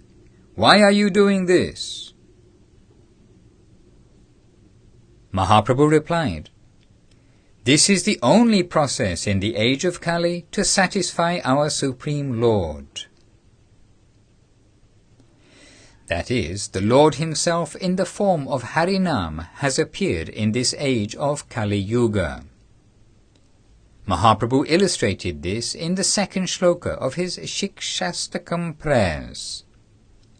Nam namakari bahudha nija sarva shaktis tatrarpita niyamitaha smaranena kalaha etadrishi tava kripa bhagavan mamapi Dudaivam idrisham ihajani nanuragaha. Quote, O Lord, your holy name bestows all good fortune unto the soul, and thus you have extended into the world your many names, Krishna, Govinda, etc. You have offered all your transcendental potency in your holy name. Without enjoining any scriptural or philosophical, hard and fast rules and regulations concerning time, place, or circumstance to be observed in chanting it. Dear Lord, you have so graciously made your holy name available to ordinary souls, and yet my misfortune, my offensiveness, does not allow love for that gracious name to be born in my heart. End of quote. But in which way shall we gain attachment, attraction, and love for Harinam? And in which way shall we practice? Mahaprabhu's 3rd shloka shows the answer to us. Chinadapi sunichena taror iva sahishnuna amanina manadina kitaniyaha sadaharihi. Mahaprabhu's conception and method is very simple, and we are preaching it all over the world in varieties of ways. In different countries they adopt different methods to preach, but it is all going to one pocket, the practice of Krishna consciousness. Mahaprabhu said to Nityananda Prabhu and Haridas, "Tell everyone about Krishna, serve Krishna, and learn about Krishna. Krishna is the Supreme Personality of Godhead." In a very simple and clear way, Krishna's position is given in Sri Brahma Samhita. Ishvaraha paramaha Krishnaha Satchid Ananda Vigraha Anadir Adir Govindaha Sarva Karana Karanam.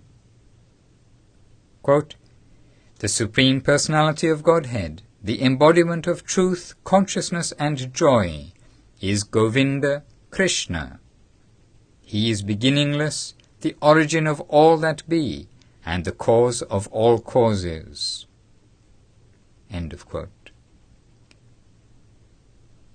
We shall try to follow this advice of Mahaprabhu. Tell everyone about Krishna, serve him, and learn about Krishna. My own feeling, given by the grace of my Srila Guru Maharaj, is that this guideline for us will be very good.